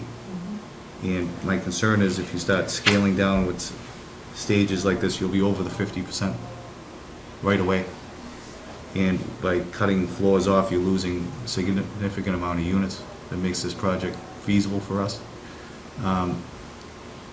That's the zoning that was passed drives a 4-story structure because it wants to restrict the lot, the buildable lot in the business district. If you remember the Urban Land Institute, when they considered the 1.5, they wanted to consider the lot as a whole. And we restricted it to the business district, which has created an FAR issue, and it's also created a lot coverage. There are issues that you have to contend with. I'm not saying they're an issue, but you have to be careful with, and your program has to match the zone. So, and the other thing is the parking. You have to have the parking accommodated under the building, and it has to be structured parking. And our belief is for a residential block like this, it has to be a double-loaded corridor, and you have to have parking on each side, underneath off of Central Avenue. It's the only way to accommodate the parking requirement that's town meeting wanted. And they were very specific. It's one thing that nobody had any give was the residential parking requirement. There's some give on the commercial space, but it's 4 per 1,000, that's the ratio you have to come up with. So when you spread the building out, in order to gain any significant open space, if you go to Elliott Street, it's difficult to do that. And I understand people's concern about the massing on Central Avenue. But I think when you come down from this perspective with the presentation that we have, I think we do respect the residential neighborhood with the setbacks that we have. That building, remember, that corner of that building is 100 feet away from 145 Elliott Street. It does have a parking lot, but the parking lot will have significant buffering with landscape. And it suits that site, and it's 54 feet off the street. So that positioning, we can move around the trees or whatever people think is proper for that viewpoint. but I think that we've carefully considered the residential use. And in the business district, the base zoning for business allows a 45-foot height. That's in any part of town. You can do a 45-foot building, average elevation, and that's finish elevation, not prior to construction like we have to here. We actually have, our standard is a residential standard for construction in Milton when it comes to height. The rest of town, including the wharf and including the brownfields, it's finish grade. They have flexibility. They can build these things up, do whatever they want. So this bylaw was very specific to make sure that the height of our building fit the neighborhood.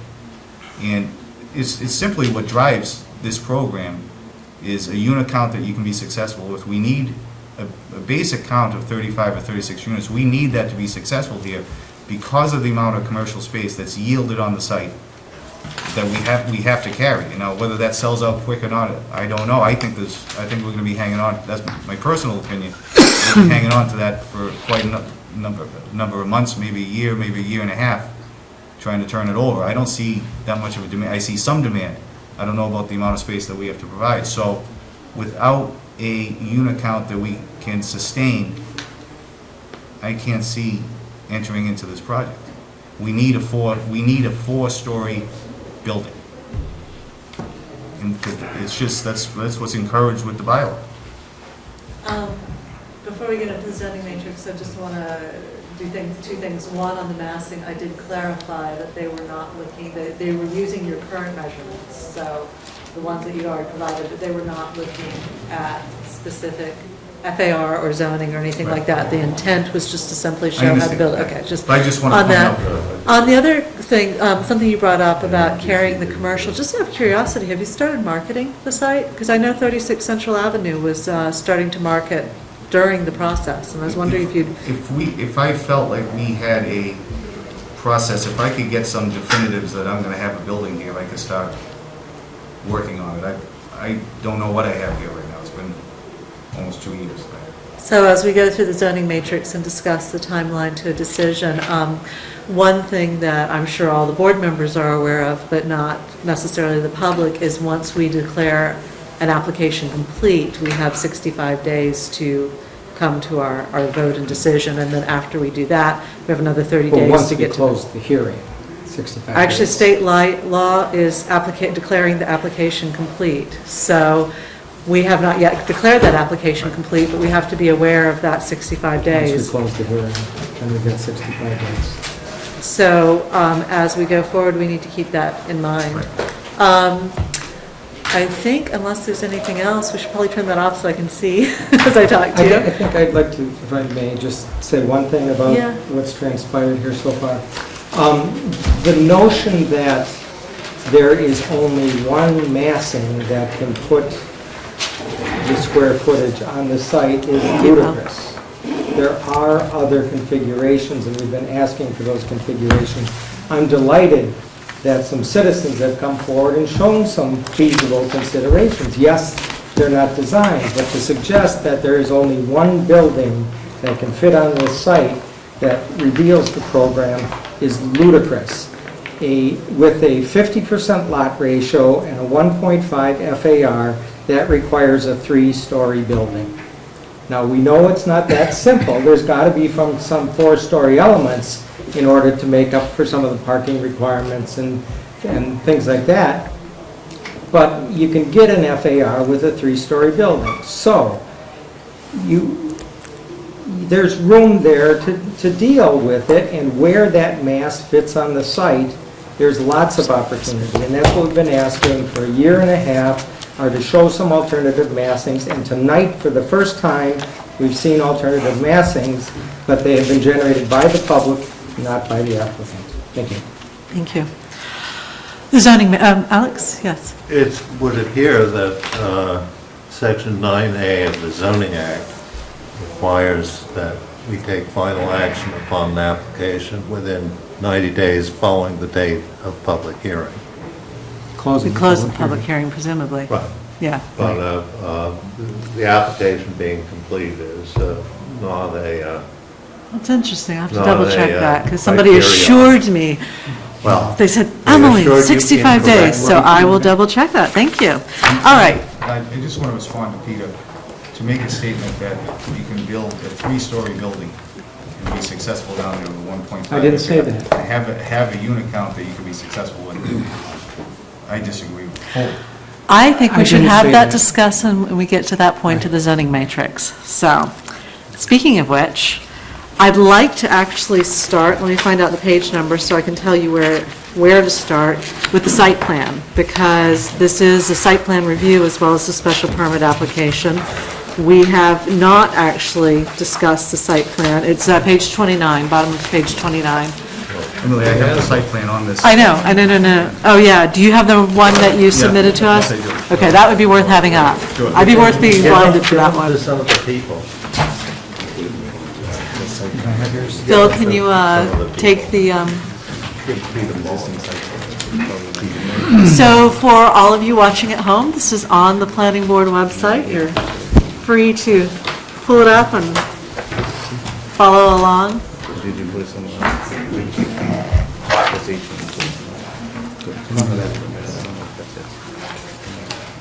Page 29, existing building. No. Oh, okay. Page 29. Page 29 is where it starts. I actually want to start with page 30, number 2, where it says procedure for approval.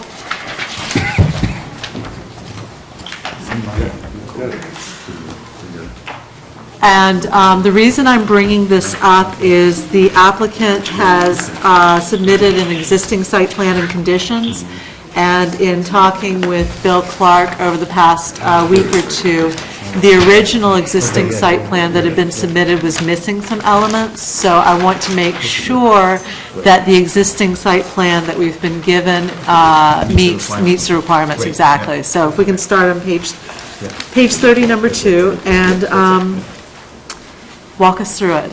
Okay, can we put that up? Oh, yeah, Bill, can you move that, now that you're sitting down again?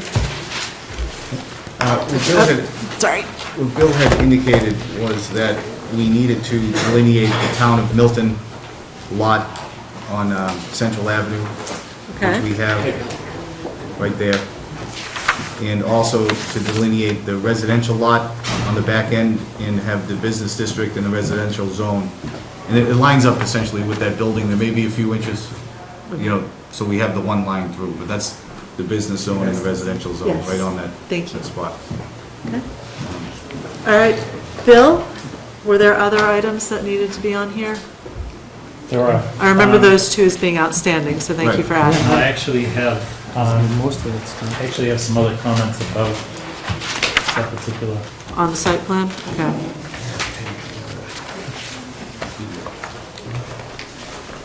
Now, this is just, again, clarification for those watching. There'll be 2 site plans. There'll be the existing conditions, and then once we've determined the final location of the building, there'll be a second site plan with all the information about the building to be proposed. So right now, we're just making sure the existing conditions work so that we know what we're going to be using for when the building comes.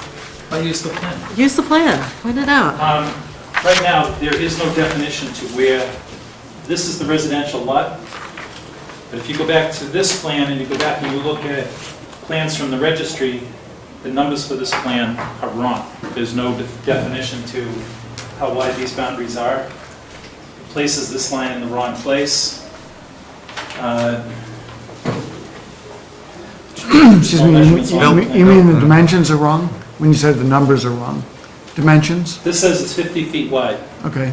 Back to the 1953 plan, it's 60 feet wide. Yeah, but the 60 feet, 10 feet of that was transferred to 145 Elliott Street, Okay? which And makes it there's 50 feet. Right. The line that comes here Yes. goes like this, comes up and goes down. Yeah, the resident, yeah. But it needs to be on there. The business zone I can put on, sure. Right, it But needs to the be. residence lot is. It's hidden proper. underneath here Yeah. that the zoning line for residents In business, is right. here, isn't here. By giving these people the 10 feet, it throws off this line and this one. You're supposed to be showing the new building on this same plan, superimposed over this one. This is So this is existing just conditions. existing. This is existing conditions, but Right. So we'll have a for your second site one. plan, right, Yeah. okay. Then we're missing the stairways that are over here. We're missing the sidewalk that is supposed to be in here. And again, there's no boundary measurements in this lot. Did you say something about Pine There's Tree no- Brook wetlands line as well? I'll get to that in a Okay, second. sorry, just making sure. There's the driveway opening that's supposedly in here, underneath there somewhere. You have a 100-foot here, you have a 200-foot, it's the, It's there. it's there, it's this line here. There's also supposed to be another 100-foot here and another 200-foot here, because you got Pine Tree Brook over in the back.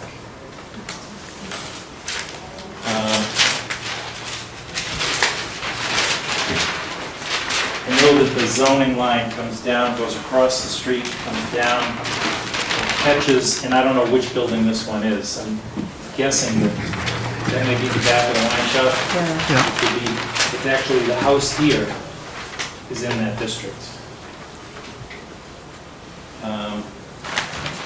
And then where's the average grade listed on here?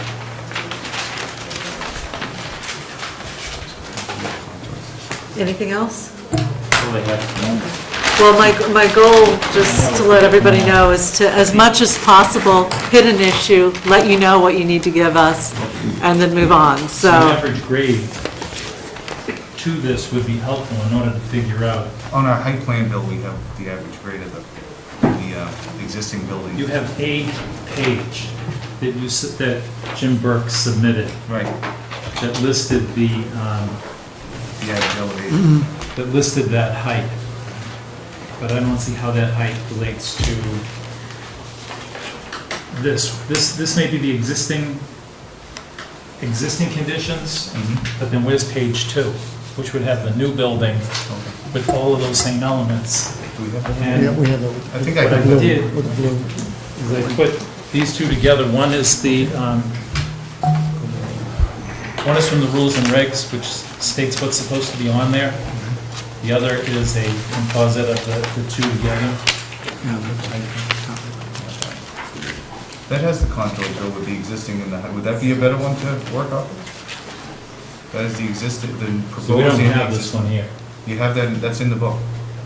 That's in what? Flip it around, in my submission from 2000, in the binder.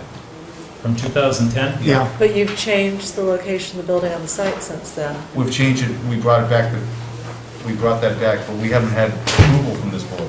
Right, so, but I'm just saying that that's not, That's our proposal. But with. but you've changed your proposal, is what I'm Yes, saying. You've shown us plans that have changed that proposal. Well, Okay. you haven't given us the okay. Right. Right, You I mean, know. like, yeah. I know, I see what you mean, but Yeah. I'm just saying that that is out of date compared to what we've moved forward with. So if we do give you approval on the shift of the building, Sure, we'd I'd have to. have to- Yeah, we understand. We have to- Okay, just making sure. We do the drawings. Yeah. I've gone through this several times, and I still haven't found that page.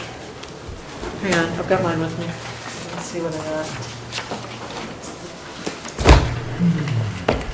Isn't it in the civil section?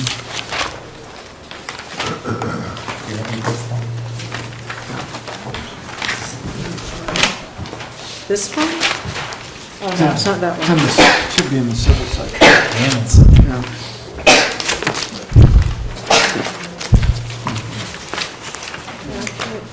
That's the last page of civil.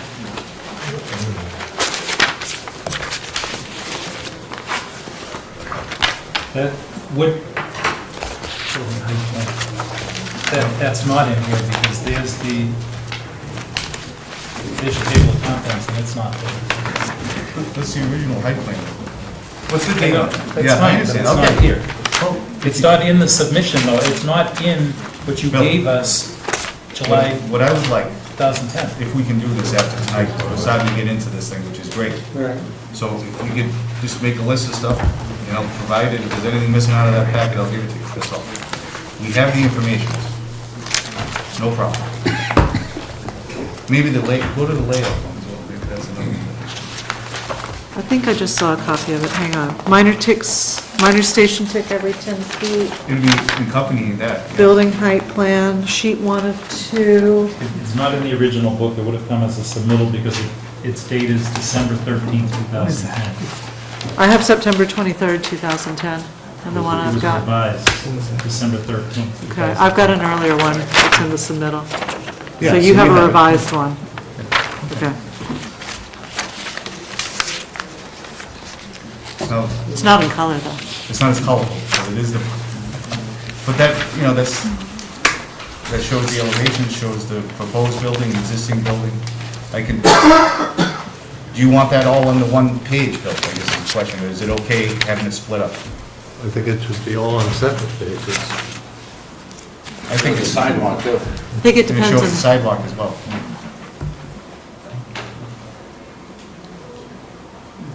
Because, you know, they have everything on their CAD, I can set it up, whatever is required, as long as I, one shot. In both your opinion, Bill, and in the other members missing from the existing condition site plan, from what we need to see. So, Conservation setbacks, 100 to 200 feet. okay, so we talked about we're missing How are some of the they, borders. How are they zoning lines on the plan? Because we have to make sure that we have complete application. But don't we have to get a building first? Not for the existing conditions, I'm talking about the existing conditions. Yeah, that's not existing conditions, except for the building height discussion. No, on the plan that we received today, the site plan that we received today, is there anything else missing? Right there. I would say survey marker. Sorry? Survey. Survey points? I also have a site layout, which may be the one you guys are looking for. Let me rotate that around. Now, that's existing and proposed as well. That's the, Right, but see, even this doesn't have all the information that needs to be on the site plan, so that's what I'm saying. On the site plan that you The gave us for existing today, conditions plan. the existing conditions. right, so my question, just so I'm clear with Bill, this is what we have the existing conditions one without the new building on it. You want me to work off that one with the punch list that you gave me, is that correct? Without the new building on it. And then I have this one as well for you. This is the one without, what he just Right. did. The one that you just went over, Bill. That needs the pieces that That they you- just went over. Okay, very good. Existing The conditions. board's asking for that and then something that has the new building over it, No, right? are we? We're asking, well, for right now, we're getting the existing Existing conditions Okay, done. all right. Once we know where the new building's going to be, because we still haven't discussed whether or not we agree with, Steve's got a good point, we have not discussed whether or not we agree with the shift in the building, then we will want another site plan with the location of the current building. Okay? Or the proposed building, On rather. top of the existing building. Well, so you once can we get a figure out- design. Yeah, that's fine, once we know where it's going to be. Once we get a design. Right. Yeah, but first we need to make sure that the existing conditions plan has everything that is required of the site plan. I So, would suggest that the existing conditions plan, I think Bill went through some of it. Each of those lot, the residential lot should be identified. right, And the square footage of the residential lot. yes, And the Hendry's lot should be identified in the square footage of the Hendry's lot. The town lot should be identified in the square footage of that lot. yep, The landscaping and landscaped areas and walkways and stairs and all the existing conditions should be should shown be on on the there. document. And the Okay. sidewalks and things like that. Right. Other than that, I mean, it's basically, yeah. Okay. I think the survey points should be on there too, Bill. Control Steve. points for the survey. Yeah. Control Okay. points. Anything else that's missing off this existing conditions plan dated, revised, February 27th, 2012?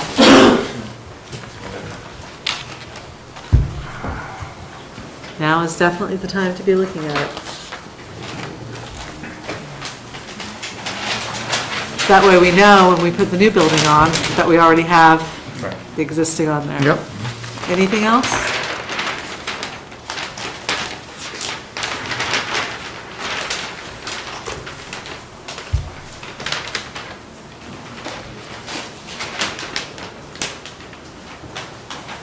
Hydrants. What? Hydrants. They aren't shown here. I haven't looked at it. If it's not there, I'll put it on for it's an existing condition. But I can see on there. Yeah. And I will say, given human error, I'm not proposing that we're going to be infallible in these meetings, but we're trying to get you as much information as possible. No problem. Okay. No, it's going down. All right. Anything else? I retract my observation about when a special permit has to be determined, since section 9A has to do with adult bookstore special permits. You're not proposing one of those, are you? I don't believe actually, I think the zoning for the special And permit I don't- specifically disallows I that. didn't find what the zoning act provides with. I will ask my source to let us know. And specify some sections. Okay, will do. My source was not a lawyer, so could have been mistaken. Anything else? All right, well, Bill looks, because everybody else looks like they're okay. Why don't we start at the top? That's good. Work our way through as much as possible. Page one, really starting at the top. Okay, so, just a note on the structure of the, I think we, oh, wow. Whoa, look at that. Can the camera see it if we have the? It just loses a little bit of clarity when you have the lights, but I mean, if you're not using it as much, we can. Okay. There's no way to dim them. No, there's no dim. They did not ask me to dim the lights in here, so. So just to go over the structure of the matrix, I think you're all familiar with it now. The first section is the actual requirements of the zoning. We have Warren Daniels' last memo to us was January 27th, so it's all his points, zoning by zoning. And then Alex had done a May 2011 memo that actually Warren's been responding to all along with his points, but there were still some outstanding ones, so I put that for comparison. And then a notes section for any notes we take, and incorporates my understanding to date of where we are. That may not necessarily be correct, but it's, as I was writing it up, it's what I thought, so, and the outstanding issues, so can be used for our comparisons. So the first item, which is the purpose, is you need to make sure that when you do the final submission and documents, that you have to list the public amenities that are mentioned. I think that's easy enough. Well, I think as part of our review, we'll be discussing those. Right. The second part, the allowable uses and base number of housing units. In A, I don't think you've proposed any of the prohibited uses, so you're compliant with that. B, business and residential uses required, you are compliant with that. And it's allowed to be either rental or ownership, and we haven't actually discussed which you were planning on that, I don't think, so. Ownership. Ownership, okay, so I'll put that in there. Okay, so then C is the one housing unit per 1,000 square foot of qualifying lot area, and you had the business lot area of 30,525, which brings you to, rounding up, 36 units, and you are proposing 32 bedroom and 5 one-bedroom. Okay, any questions on that? That seems to be compliant. Okay. Then section 3 is the bonus housing for streetscape improvements, and you have not requested that bonus, is my understanding. Okay.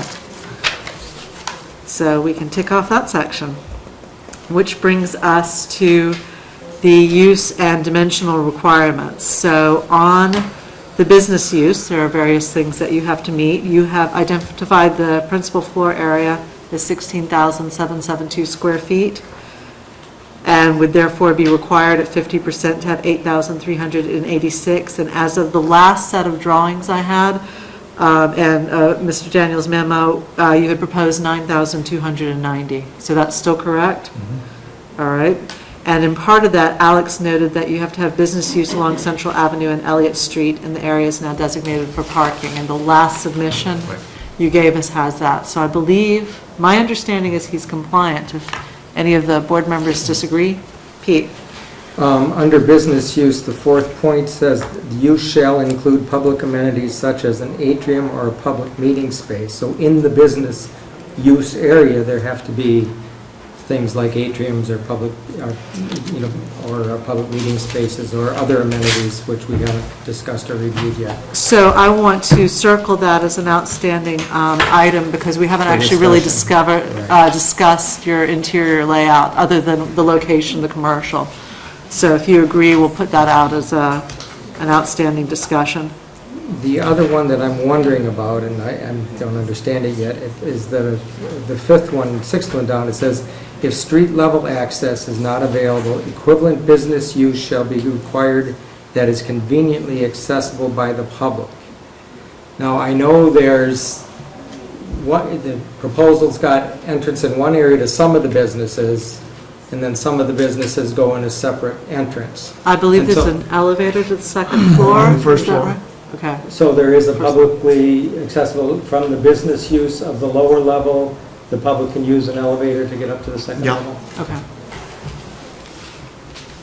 Any other questions on that section? I'll also note, right below that, the areas for business use shall be designed to be used by either retail store or restaurant. So we should probably keep that in mind when we discuss the interior layout, because that will probably affect some of your design and construction Well, aspects. we're going to put a ventilation shaft next to the elevator. Up Okay. through the roof for the business space downstairs from the ground level Okay, to accommodate a restaurant. okay. All right, anything else on that? All right, the floor area ratio, we are skipping for today. So lot coverage. This actually brings up a number of issues. So you had mentioned one of the problems with massing is the fact that you're 47% lot coverage, Right. or thereabouts, and you can't cover more than 50%. Right. Total coverage of parking structures used solely for parking and other buildings can't cover in excess of 70%. So we have to keep those dimensions in mind. And the other key, and we've had some public comment on this, but we haven't as a board discussed this at all, which is the contiguous land in the residential district. There have been some concerns that not be used for parking, but in fact it's specifically allowed, assuming the applicant has met section 7, F, G, and H. And not only did town council confirm that recently, I actually found a much earlier letter as I was going through my files where he already, yes, Right. exactly, where he'd already confirmed that. So the key is going to be, when we look at that on the plan, is making sure, because we haven't talked about that at all, making sure it meets the requirements of section 7, F, G, and H, which are design standards as well as buffers. And Warren, in a separate conversation you and I had, I think when we were talking about the site sections, you had mentioned possibly needing relief from that. I don't know if that's still, I wrote that down because we talked about it, it was in my notes, but I don't know if that's still going to be an issue or not, from some of the parking dimensional boundaries and buffers. And I don't know if that's still part of that or not. It was an old note that I had. As I said, I wrote down what I knew about in here. Yeah, I mean, I think that's kind of in flux, the Okay. parking, we're trying to do it as much as possible, and I think we have it now within the setback requirements, but we're short on parking, as you know, Right. by 9 spaces, I think. And we're actually going to deal with that a little bit later in there, so. Okay, so for now, you believe you're within all of those, but it's something we'll have to check. Yeah, Pete? We're discussing theoretically what it takes to meet the zoning, right? I mean, Yes. we're not talking about this particular building design. No, we're talking about theoretical, what it takes What's to meet the required to meet zone. the Yeah, zoning. exactly. And then if there's something in the design that we know doesn't meet the zoning, like, for example, the number of parking spaces, we need to call that out now.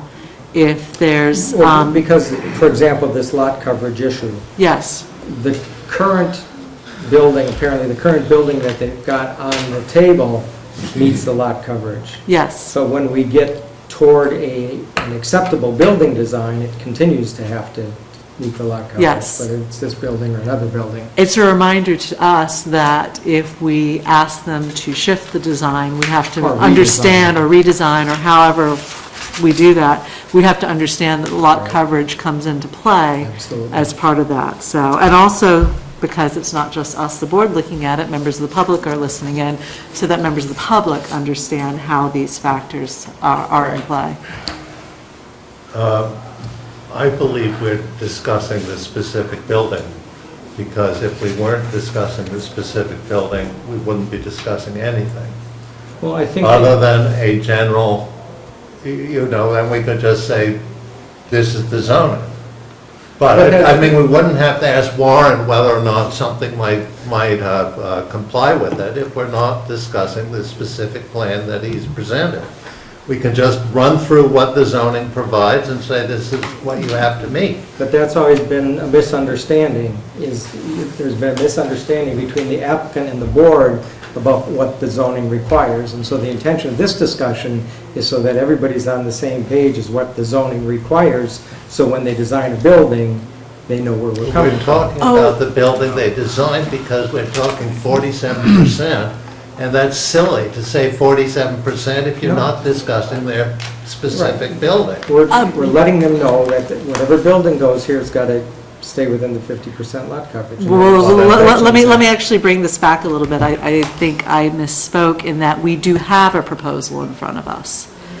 We have to determine whether or not that proposal is compliant with the zoning. That's true, but the question is which part of the proposal, because as they've shown us, the proposal has evolved over time. So we have the application that was given to us in September 2010, but there have been significant changes to that.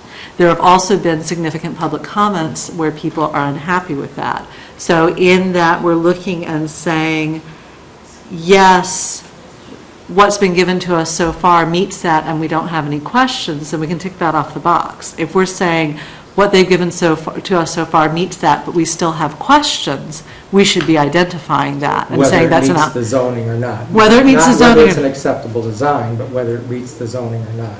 Well, no, I think we need to talk about parts where it's an acceptable design. I mean, I know, for example. Then let's start right off the bat. The current proposal is not an acceptable design.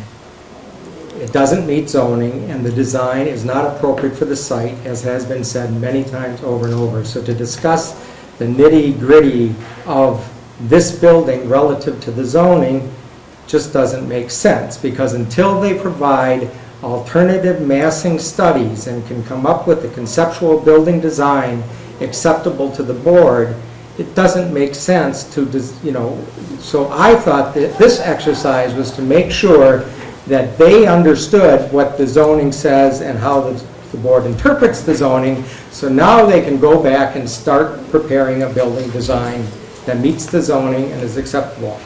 On the other hand, we do need to let them know what parts of the zoning that they've met that we agree with. For example, the use of the building. We're all in agreement, we're okay on the use of the building. Where we need to identify is we are unhappy with this specific part of the building, and this is the zoning provision that relates to it. So, for example, lot coverage comes into play with the massing. If you shift the massing, you may take out the lot coverage. You've got another 3% you could move around with. So you could go to the full 50%, you could go to the full 70% if you add the parking in. That's an issue if we're talking about shifting the massing. So what we do is we look at that and say that's actually, instead of compliant with lot coverage, as I said, yes, your current proposal is compliant with the lot coverage. If we ask you to shift the massing, it becomes an open question. That's where we need to identify it. But in the review of this proposal that they've given in front of us, we must always refer back to the zoning to sit there and say, this is where we have the issue and it's this section. So. The zoning doesn't actually, I mean, obviously a proposal has to meet the zoning, but that doesn't, just because it meets the zoning doesn't mean it's going to be approved. Agreed. And so there are other considerations to take into account. One of the reasons we're having public hearings is to find out whether or not we feel it's in the public interest. Agreed. This is just a part of what we have to consider, whether or not, I mean, if it doesn't meet the zoning, they've got to make it so it does meet the zoning. Right. But even if it meets the zoning, that does not the end of the hunt. Right. No, and I completely agree on that. But the point is, we've never gone through the zoning point by point. Various members of the board have asked us to do that. We do have to keep the public interest in mind, and some of what has been said and requested by the public is directly affected by the zoning. So, since the massing is still in question, the lot coverage is still in question, I'm going to put that in there.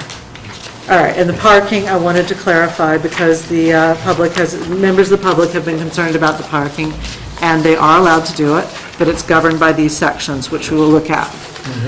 Building height, I think this is going to be a long discussion. So I've noted that final elevations are needed to determine compliance. We've got a question on the basement level.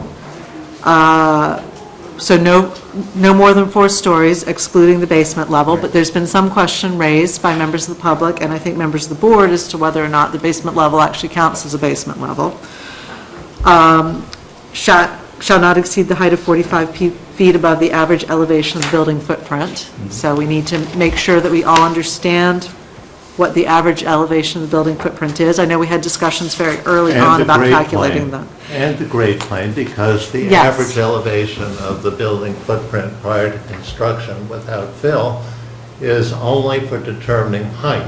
Right. Basement is dependent on the grade plane, which has to do with a finished, the finished ground, which we've never No, we computed the grade plane, so we haven't actually computed whether or not this is Yeah. basement. We did compute it. Okay. The grade plane, We have we that. need that, we need that computation. Can you point Yes, us I'll to give the? you that, and with okay. the, And with the engineer study. yes, and with the, And the figures, and then we need the average elevation of the building footprint prior to construction. correct, which we Okay. also have, right. Okay. And we have in section 5A, a different definition of basement than appears in the state building code, which was pointed out by the building inspector. So the business district zoning specifies that the height of the building, the business district zoning provides that a building shall not exceed 3 stories, but that the term story, as used in this paragraph, that's a quote, the term story as used in this paragraph shall not include a basement so long as the finished floor height of the first story is no more than 4 feet above the mean finished grade of the ground contiguous to the building.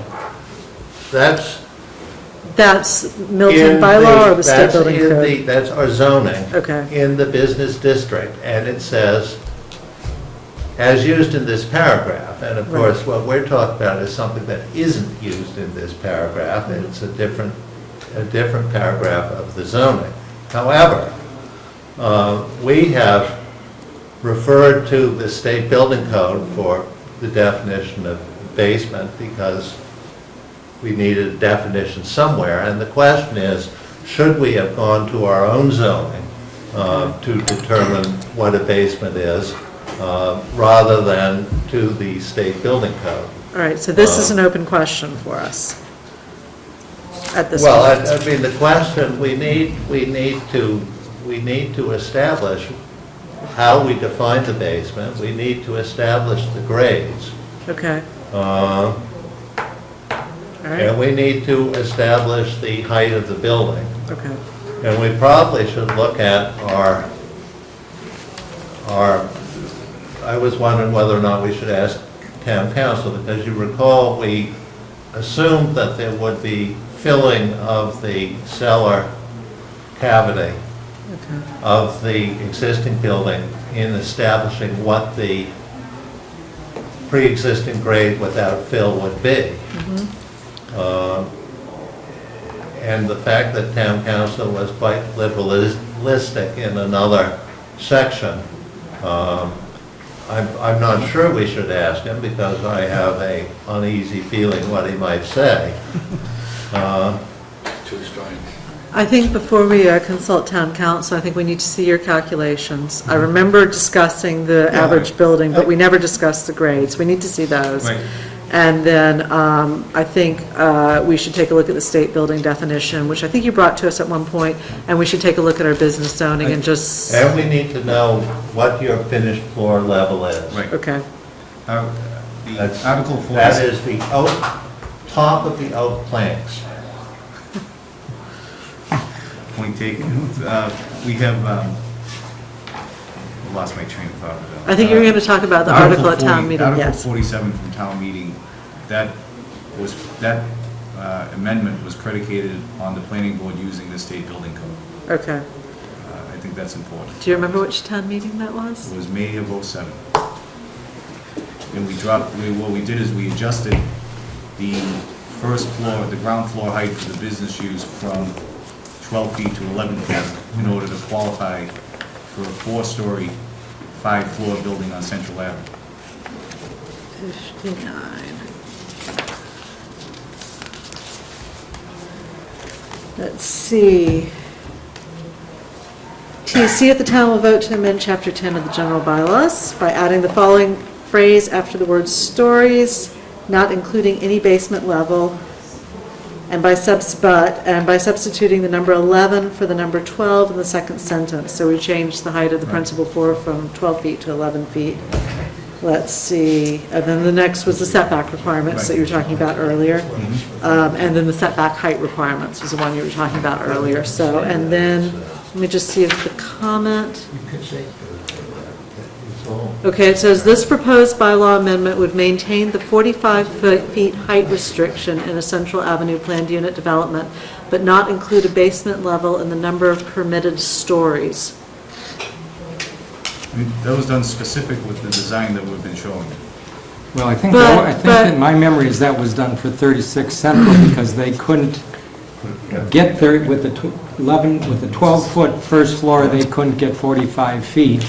And we did some adjustments and brought that down to 11 so that they could get 45 feet. Well, the other thing is, if I remember from your site sections, you're actually at that side of this, that part of your building, you're actually showing a 50-foot height. Yes, there is, because the average elevation with the topography change averages out. We have those calculations, I had, it's in there, I'll give them to you again, they're in that packet. But specifically, that bylaw was for us, 12 feet to 11 feet, that had nothing to do with 36 Central Avenue.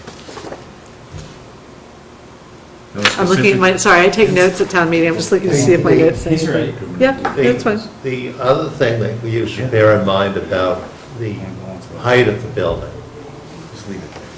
is that if you reduce the FAR of the building by cutting off Not the talking part about of the the FAR. building at the highest level, your average elevation is going to go down. Right. And your building's going to be too tall. Just bear that in mind. And bear in mind, we weren't talking about FAR today. We were talking about height. Oh, I see.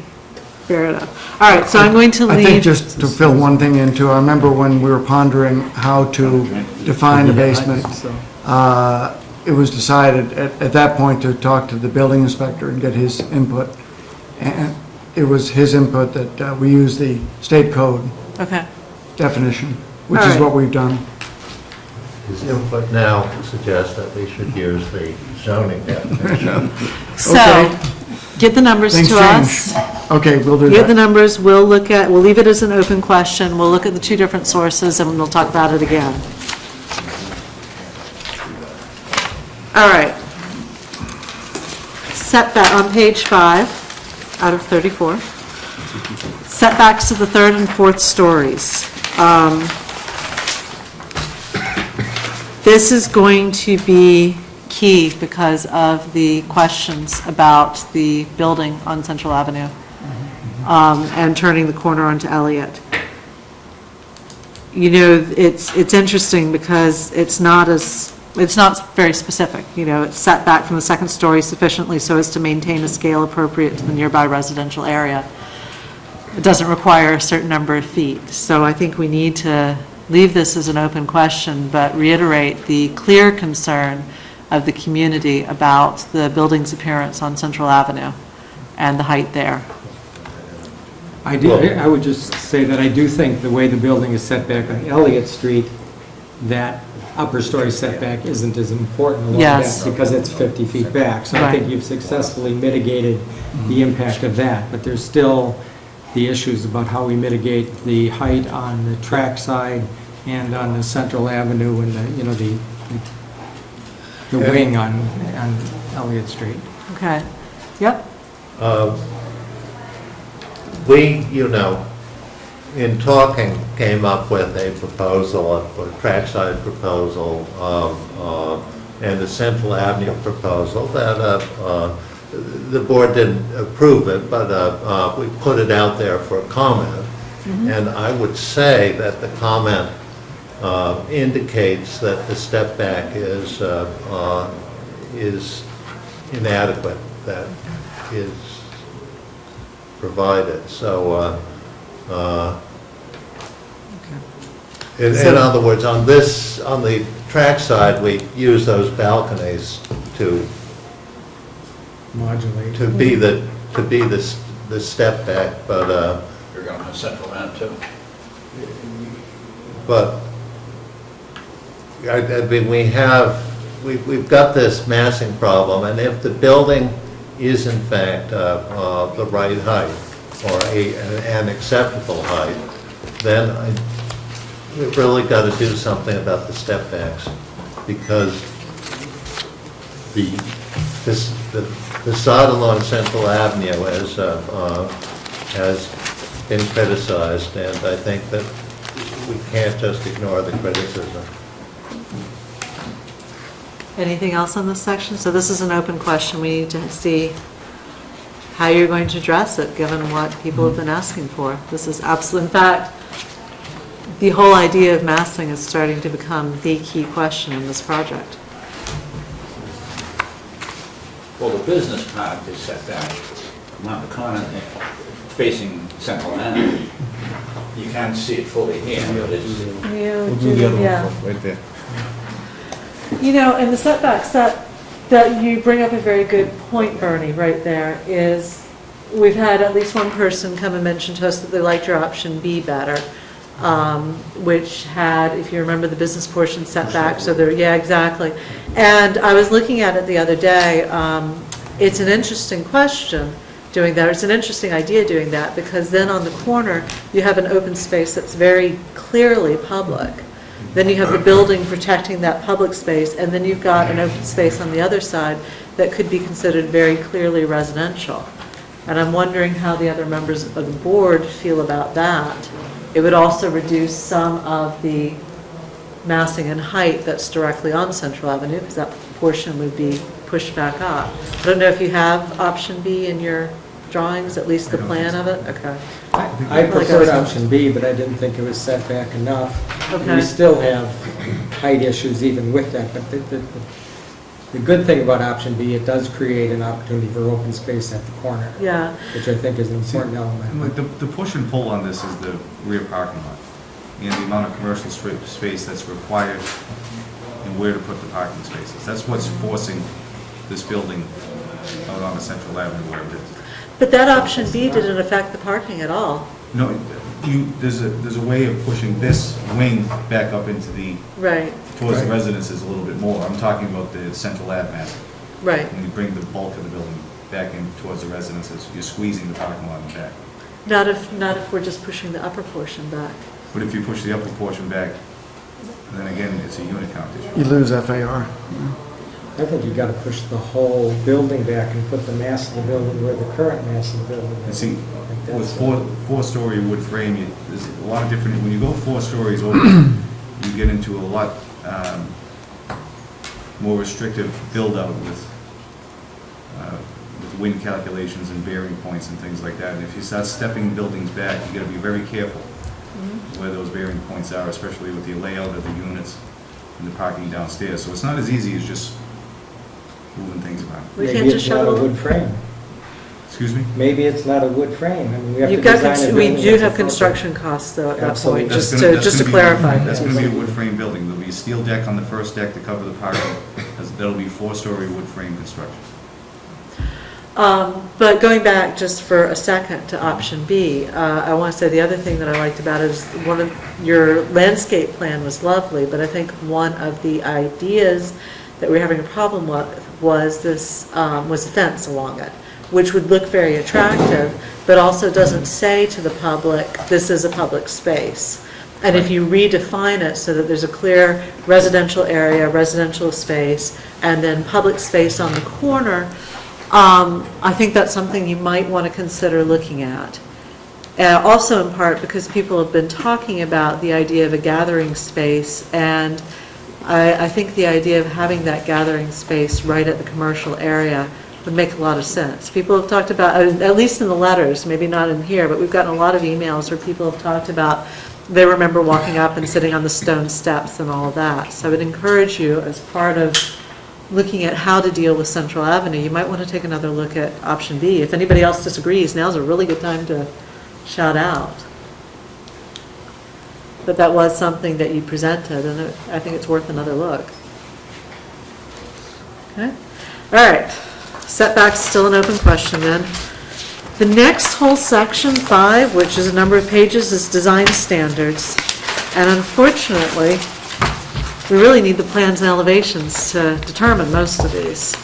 So I think you know, we need to get the massing and the position on the site set, because obviously you don't want to spend the money, and I don't blame you for doing the plans and elevations until that's done. Yeah, I mean, all that stuff. yeah, so if we skip design standards for now, it will shorten the meeting.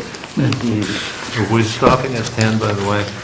Would you like to stop at 10? I had would. one person say that they wanted to go to midnight, but Yep, 10 is good. 10 is good. Midnight's good. Not me. So page 16 is when we get to 6. Affordable housing units. So if you propose 3 units, which is the 10%, but I note that you have them as all 1 bedroom.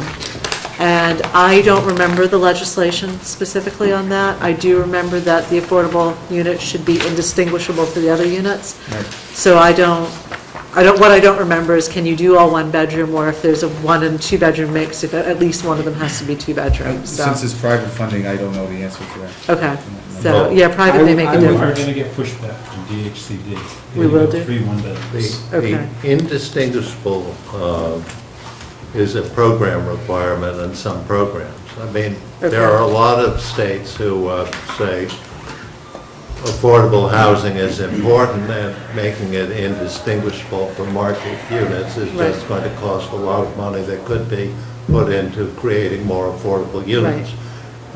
So there's the fact that all the units at 36 Central Avenue are 1 bedroom is a precedent which I think is going to be hard to say, well, we're going to change it. Okay, so if the board is agreeable to all 1 bedroom units, then we can tick this one off the list. If we think there's an open question on where to start. I personally think that there should be a 2-bedroom, you know, just to, given the mix of units, you know, there's 30 and 5, you know, so it's not, I mean, to be most compatible with the building, it would be 2 and 1, but I can see the financial burden of that. But I would think that personally, I think there should be 1 2-bedroom unit. I don't know how that gets resolved or not, but that's my own feeling. I think you've been working with DHCD on 36 Central. I know you're going to have pushback from DHCD. I think on that issue of indistinguishable from others. Okay. In 36 Central, they gave a 1-bedroom with a den. They gave stainless steel appliances. They gave granite countertops. Okay. They gave the same flooring as every place else. The only thing they didn't give them was that 2nd bedroom. They didn't give them build-outs in the master bedroom closet. Okay. Those are the kind of things indistinguishable.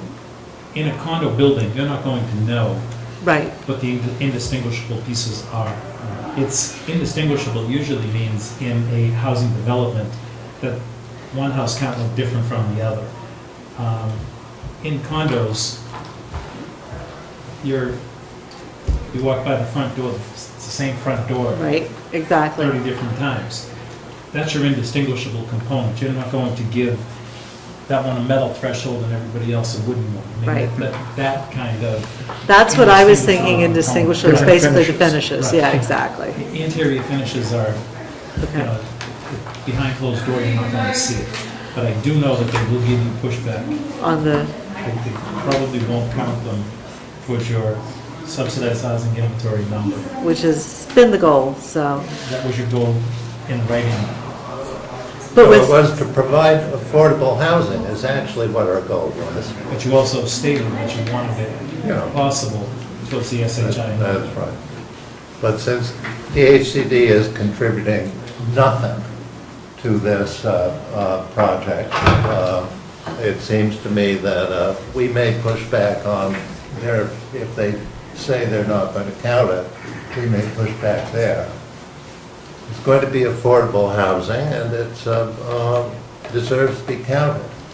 Well, we do have the precedent of 36 having the one, although one bedroom with the den gets, depending on how you count it, could get awfully close to two bedroom. I don't know how the den was set up, but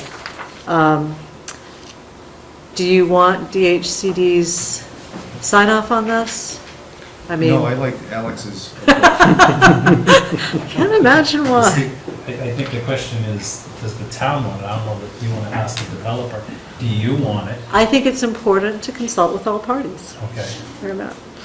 All right, so why don't we leave it open at the moment, yeah. Because I'd actually kind of like to hear how the 36 Central Avenue keeps progressing, and we've got plenty of time for this decision, so. Business parking. This is an open issue because we're deficient. One of the reasons I'd asked if you'd been marketing it yet is because, of course, the board's got a little bit of leeway if we can determine the uses. So that's something to keep in mind as we go forward.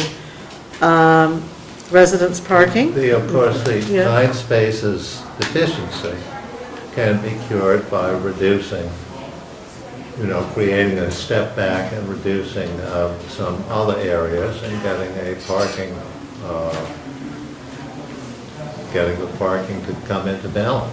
It is also true that if either the amount of commercial space or the number of units went down, that would also decrease the parking. That is a statement of fact. And I think there's building design opportunities to increase parking. One of the things related to the business parking Yes. that I mentioned earlier and was mentioned again tonight, that I'm concerned about the fact that the business parking is all out back or Right. business is up there. And this Okay. discussion, one of the points presented tonight was the notion of having business parking more proximate to the businesses. So I think that we have to continue to discuss that issue. Okay, so we'll leave that as an open question as well. Residence parking. Now, given the stated number of bedrooms, and it's one parking space for each bedroom, given the current stated number of bedrooms, the number of spaces appears to be compliant. But I've got the note that final plans haven't yet been received, and I believe, and the reason I say that is because the planning board has the flexibility of determining what's a bedroom and what isn't. I've seen, not in Milton, I hesitate, I'm stressing that, but there have been designs where something's called a den, but it is very clearly a second bedroom. Again, I'm saying not in Milton, and so you have to look at that. Consider that. Right. So we'll leave that open because the final plans haven't yet been received, and we're discussing all of that. Parking for off-site uses, obviously, we can consider having it there, but with a deficit of 9, there's none proposed. So that's ticked off for the moment. And then we discussed the site plan earlier. I will note that the town engineer had sent a memo on October 27th on the site plan, and I don't know if you'd had an opportunity to include the element, I'm sure Bill can get you his memo, or I've got a copy if Bill doesn't, if you'd had an opportunity to include all of his comments. So that's an outstanding issue until we've gotten it confirmed that you've had an opportunity to do that. So. And I sort of summarized the memo there. I think there's probably a little bit more. that. Do you think I Just have it? verifying calculations. And Okay. I think there's some trench cover, things like that. Okay. Again, once we have a building, I'd follow up with engineering. That's not a big deal. Yeah, and I've got a note at the end that the DPW has to look at all the final plans, so, and the town engineer, so. The rest of the document is all of the other sections that flow in. This is printed out, so, sorry? We should continue. Okay. I do have one thing that just Yes. occurred to me tonight, and I just want to get the board's idea. You have this application review fees, and the board Yes. can hire outside site consultants and things like that. Just to clarify, we're on page 20, because the other one took a while, yes. With all this confusion and concern about the parking analysis, I mean, the Traffic traffic analysis, analysis, do we consider hiring a peer reviewer like we did at the Temple to confirm this? I don't know. I don't know, but I know I have trouble understanding all these analysis and things like that, and it did strike me that, the two ways between the two reports calculating yielded wildly different results.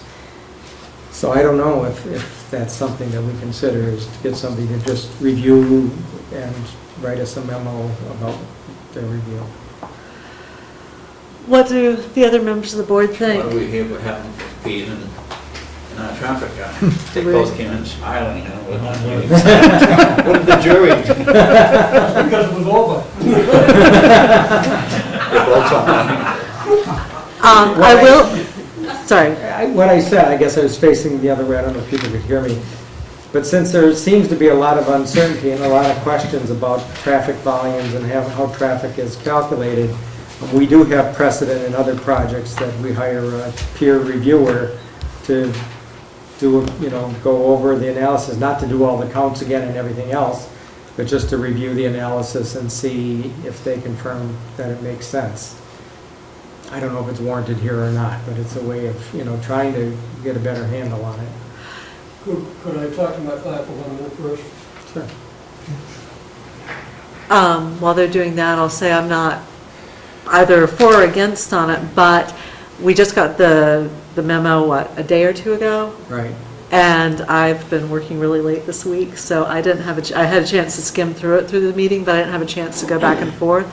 So before we made that decision, I at least would like a chance to really look at the numbers. I don't know how the others feel, and see if I can pound them through my head first, and then I'm happy either way. I don't have an issue either way. One of the with doing it. conclusions that Mr. Gillen came to is that although there was a significant difference in the numbers, that it wasn't enough to make the intersection function at a different level. And I don't know how to judge that. I can't judge that. There was no doubt there was a great discrepancy in the numbers between the two studies that he did.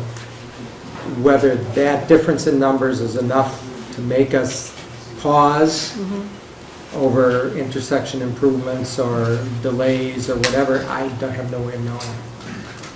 Yeah, I'm not a traffic engineer either, so let's hear what you say. Did you, come on back. Call the traffic engineer up. Let's hear the report of the sidebar conversation. I did meet with Mr. Gillen in the room next door. He has with him tonight the book that has the charts relating to retail space, and we were able to go through that. The chart is for a shopping center. Among the table of contents, the charts that were listed, it does seem the most applicable, because other things were much more specific. But it's a wide range of shopping centers in the description. It's anything from a tiny little strip mall to a huge, to South Shore Plaza. The principal difference seems to be whether or not you use the formula that's in in this standard, this code, or whether you use a straight line projection. Back in the 2007 report with regard to 36 Central Avenue, he used the parabolic curve to project how many trips were going to be generated as to all three sites, the 36 Central Avenue site, the Henry site, and the Fallon Ambulance site. In 2011, with regard to the 131 Elliott Street site, he used a straight line projection rather than the parabolic curve. That's for the commercial, for the retail, they use For the retail space. and the difference in the numbers is dramatic. With regard to Elliott Street, using the straight line, the projection is 8 trips in the morning and 31 trips in the afternoon. Using the parabolic curve, the projection is 36 trips in the morning and 120 trips in the evening. 400%. So it's at least 4 times as many with using the parabolic curve. You know, the chart that's being used covers millions of square feet, and the point on the chart that is applicable to this site is very close to the bottom of each axis, and it's virtually impossible to tell which way the curve goes and which way the straight, you know, the straight line goes straight through, although it stops. I would suggest to the board that in estimating what the backups will be at various stop signs and things, if you took the numbers from the parabolic curve, plugged them into his formulas, you'd have more information as to what the possibilities were with regard to what the congestion may be in that intersection if this project were approved. And so then if we compared that new analysis with the parabolic, with the one he's already given us in a straight line, we could see if it makes a qualitative difference in the backups. In backups, yes. And then we could decide, yeah, I'm trying to figure out how to figure out whether it's significant or not. If I might. Yes, please.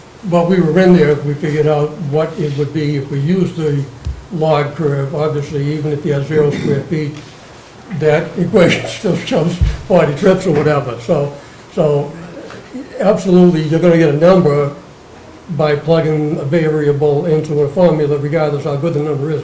You're going to get a number. What I talked to my client about here is that if we use the curve, the 36 in the morning as opposed to the 8, you're going to have a difference of 28 over the course of the hour, which is like 1 every 2 minutes about. I don't see that as causing. But the other thing is, in the afternoon peak hour, you talk about a difference of 120 versus the 31 for the retail. So now you've got a delta of about 89. You know, you're more than 1 a minute. But if you went through and did your LOS that's what I was going to evaluation. I asked my client, rather than getting into hiring somebody who starts from scratch, look at the whole thing again, maybe if I took the curve numbers and did the same analysis based on a larger number and gave those capacity calcs back to the board so you can see the difference, if that would be, and I'm going to let my client speak to that. You know, but My question is, would Mr. Mullen be satisfied with that solution? That seems to be driving this thing. Well, I mean, that would show us is using the higher number, if all of a sudden those intersections went from a B level to an F level, then there's things of concern. But if, you know, with that additional traffic, there's very little real change in the level of service, then maybe it's nothing we have to worry about. Again, I'm not a traffic guy, but that just seems to make sense to me. Can we agree on this, that this would be the remedy to satisfy the questions? I was saying that if the plugging in the numbers to the parabolic curve at 0 gives you 40 trips. This is going to be a big number. Well, no, but what that says is, does that indicate that using the parabolic curve is going to give us the absolute worst case scenario? Absolutely, it's going to give you 120 in that trips that I'm on, versus 120 trips using that method as opposed to the 31 that I use with the average rate, straight line. All right, so we've got the straight line rate. If you don't agree with me, please jump in, if you don't mind. It seems to me that there's huge ranges of uncertainty here, and that, you know, I mean, the curve that's being used is applicable to all kinds of projects. You know, using the parabolic curve may be the worst case scenario, but I'm certainly not a traffic engineer. I've had maybe a half an hour looking at these charts. I've only seen the chart relating to the retail space. He didn't have the volume with him this evening that has the chart relating to the retail space. I'm sorry, residential space. I felt comfortable with that, I'm sorry. You know, it just seems like plugging the numbers in, and seeing what the numbers are, makes sense. Maybe it is the worst-case scenario. At least it's another piece of information that the board has. Well, and I appreciate that. I'm just wary of having such a wide range of information without having the information that we need to know what's reasonable. You know, if we've got this number on this side and this number on this side, and there's a wide disparity between them, how are we going to know what's actually realistic? We can't just add them up and divide them by 2. That's not even remotely. But Mr. Gillen is saying, although the numbers are greater, it's not enough to really have an appreciable impact on the level of service, or he doesn't believe it is. And if he runs the level of service calculation on those, and we find that it really doesn't have a negative impact on, you know, how long people are waiting at the stop signs or how much traffic congestion there is, then then we don't have to worry about it, I would think. But if it does, you know, if one says there's no problem, but the other one starts saying, gee, you're going to have 6 o'clock in the evening, you're going to have significant backups there, and our merchants are saying that's when everybody stops and buys their wine and, you know, things like that, then maybe there's something we've got to worry about, but we have to see if there's a problem before we panic. That's actually my question, and I see exactly where you're going. I think that makes a lot of sense, but my question is, what do you do then? So we plug in the parabolic, the potential worst-case scenario, shows everything's fine, then there's no questions, we move on. We plug in the parabolic numbers, it shows that there's a problem. What's our next move? Then he would advise us as to perhaps some measures we could take to kind of reduce that problem. But that becomes my question, is if we assume that's the worst-case scenario, but we're not actually quite sure, suddenly we're requiring a whole bunch of measures that we don't necessarily know whether or not they're going to have an effect. There's some, I would be happy for you to rerun those numbers and to see what they come up with, understanding that there may be another step after that if it shows a problem. You see what I mean? So if he runs them and they appear to be fine, then we've got no questions, we move on. But if he runs them and there's an issue, we're going to have to figure, you know, there are backups in the evening or whatever, we're going to have to figure out what we're going to do about that. So The way I understand it, there's 2 separate methodologies to calculate traffic, both acceptable. And even though the numbers are different, I don't see how the impact is going to come out with a different rating if they're both acceptable, because different traffic engineers will use different methods from time to time. I don't see any problem with Mr. Gillen running those numbers and putting this issue to rest. all right, run the numbers, we'll see how they come out, and then we'll discuss it after that. So, That makes sense. all right, so we're going to I'd leave. like to make a note. I'd like to make a note that I'd still like to know what I have for a building before I complete that traffic issue. Because I don't know, I don't have anything right now definitive. I want to get there, and I have no problem going a 4th round with Mr. Gillen here to make this thing work. But, I got to get some definitiveness at some point. I think the next step on the building is actually up to you. You've heard our concerns about the siding, you've heard our concerns about where the public space should be versus the private space, you've heard our concerns about the massing, you've heard our concerns about the height. I think it's up to you to come up with something that responds to those concerns. Well, again, we have the height calculations, the grade plane calculations, all the issues that Alex, the one that I didn't hear until tonight was that 4-foot basement situation. I know that they ran into that at 216 Pleasant Street, and they had to go to the board and they won that appeal. That's a residential situation, but I think that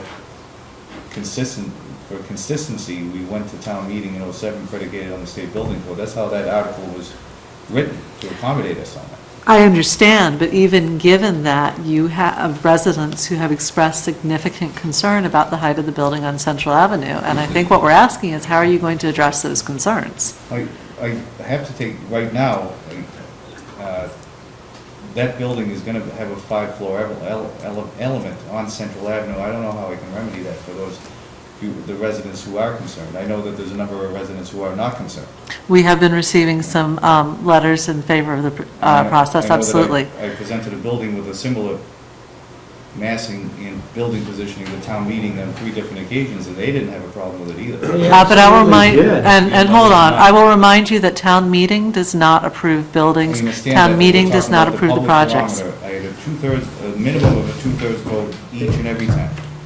And you had people who were concerned about it. I've got the notes. A lot of people were concerned, and that's before the issue of trying to preserve natural resources even came up. And then there's, we talk about the ULI report, and the ULI report looked at that building design you presented, and what they said is the height of the building facing the intersection appears tall and overbearing. We recommend that the facade should be 2 stories high at the street line and the remaining floors out back. This would provide a more suitable pedestrian scale at the sidewalk. We recommend reducing the view of parking from the public and including a low building mass abutting the adjacent property. I mean, those were... You pick and choose from that Urban Land Institute study. They also called for 48 units then. And there's a lot of flexibility when you have 48 units, okay? And they also called for a lot less commercial space.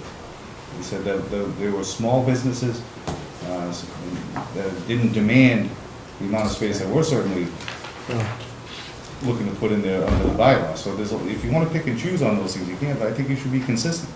You have some flexibility on the commercial space, because at the moment, you're actually providing more than the required amount, which is greatly appreciated, but you do have some flexibility, is what I'm saying. Taking up the parking spaces against the trolley track, and now we have to reconfigure the first floor, maybe gain some spaces upstairs. Right.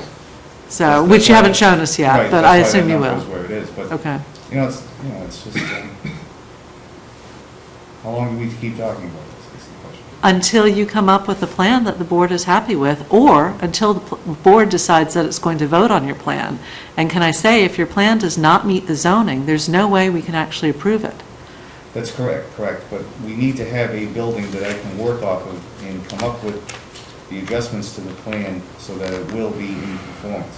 I have to have some definitiveness, and I don't have it. Are you asking the board to design your building? No, I'm not. That's good, because I don't think you want this board designing your building. I have my building designed. So, you have heard our The concerns. building you designed, we've over and over again said it's not acceptable.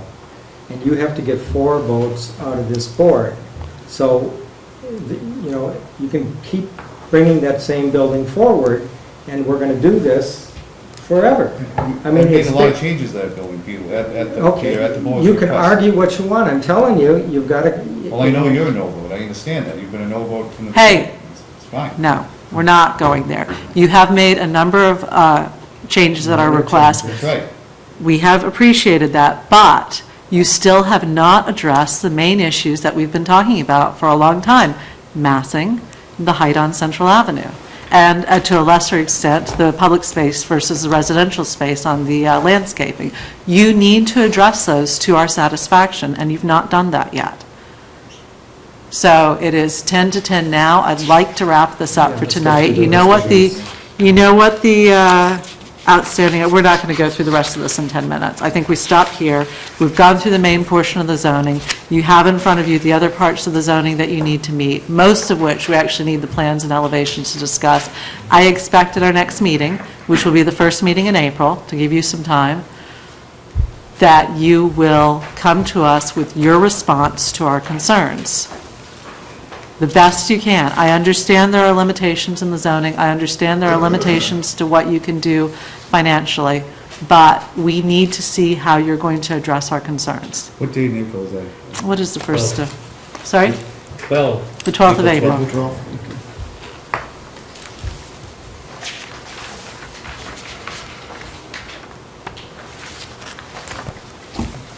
And obviously, all the information we've asked for tonight should be presented before, or provided to us before that meeting.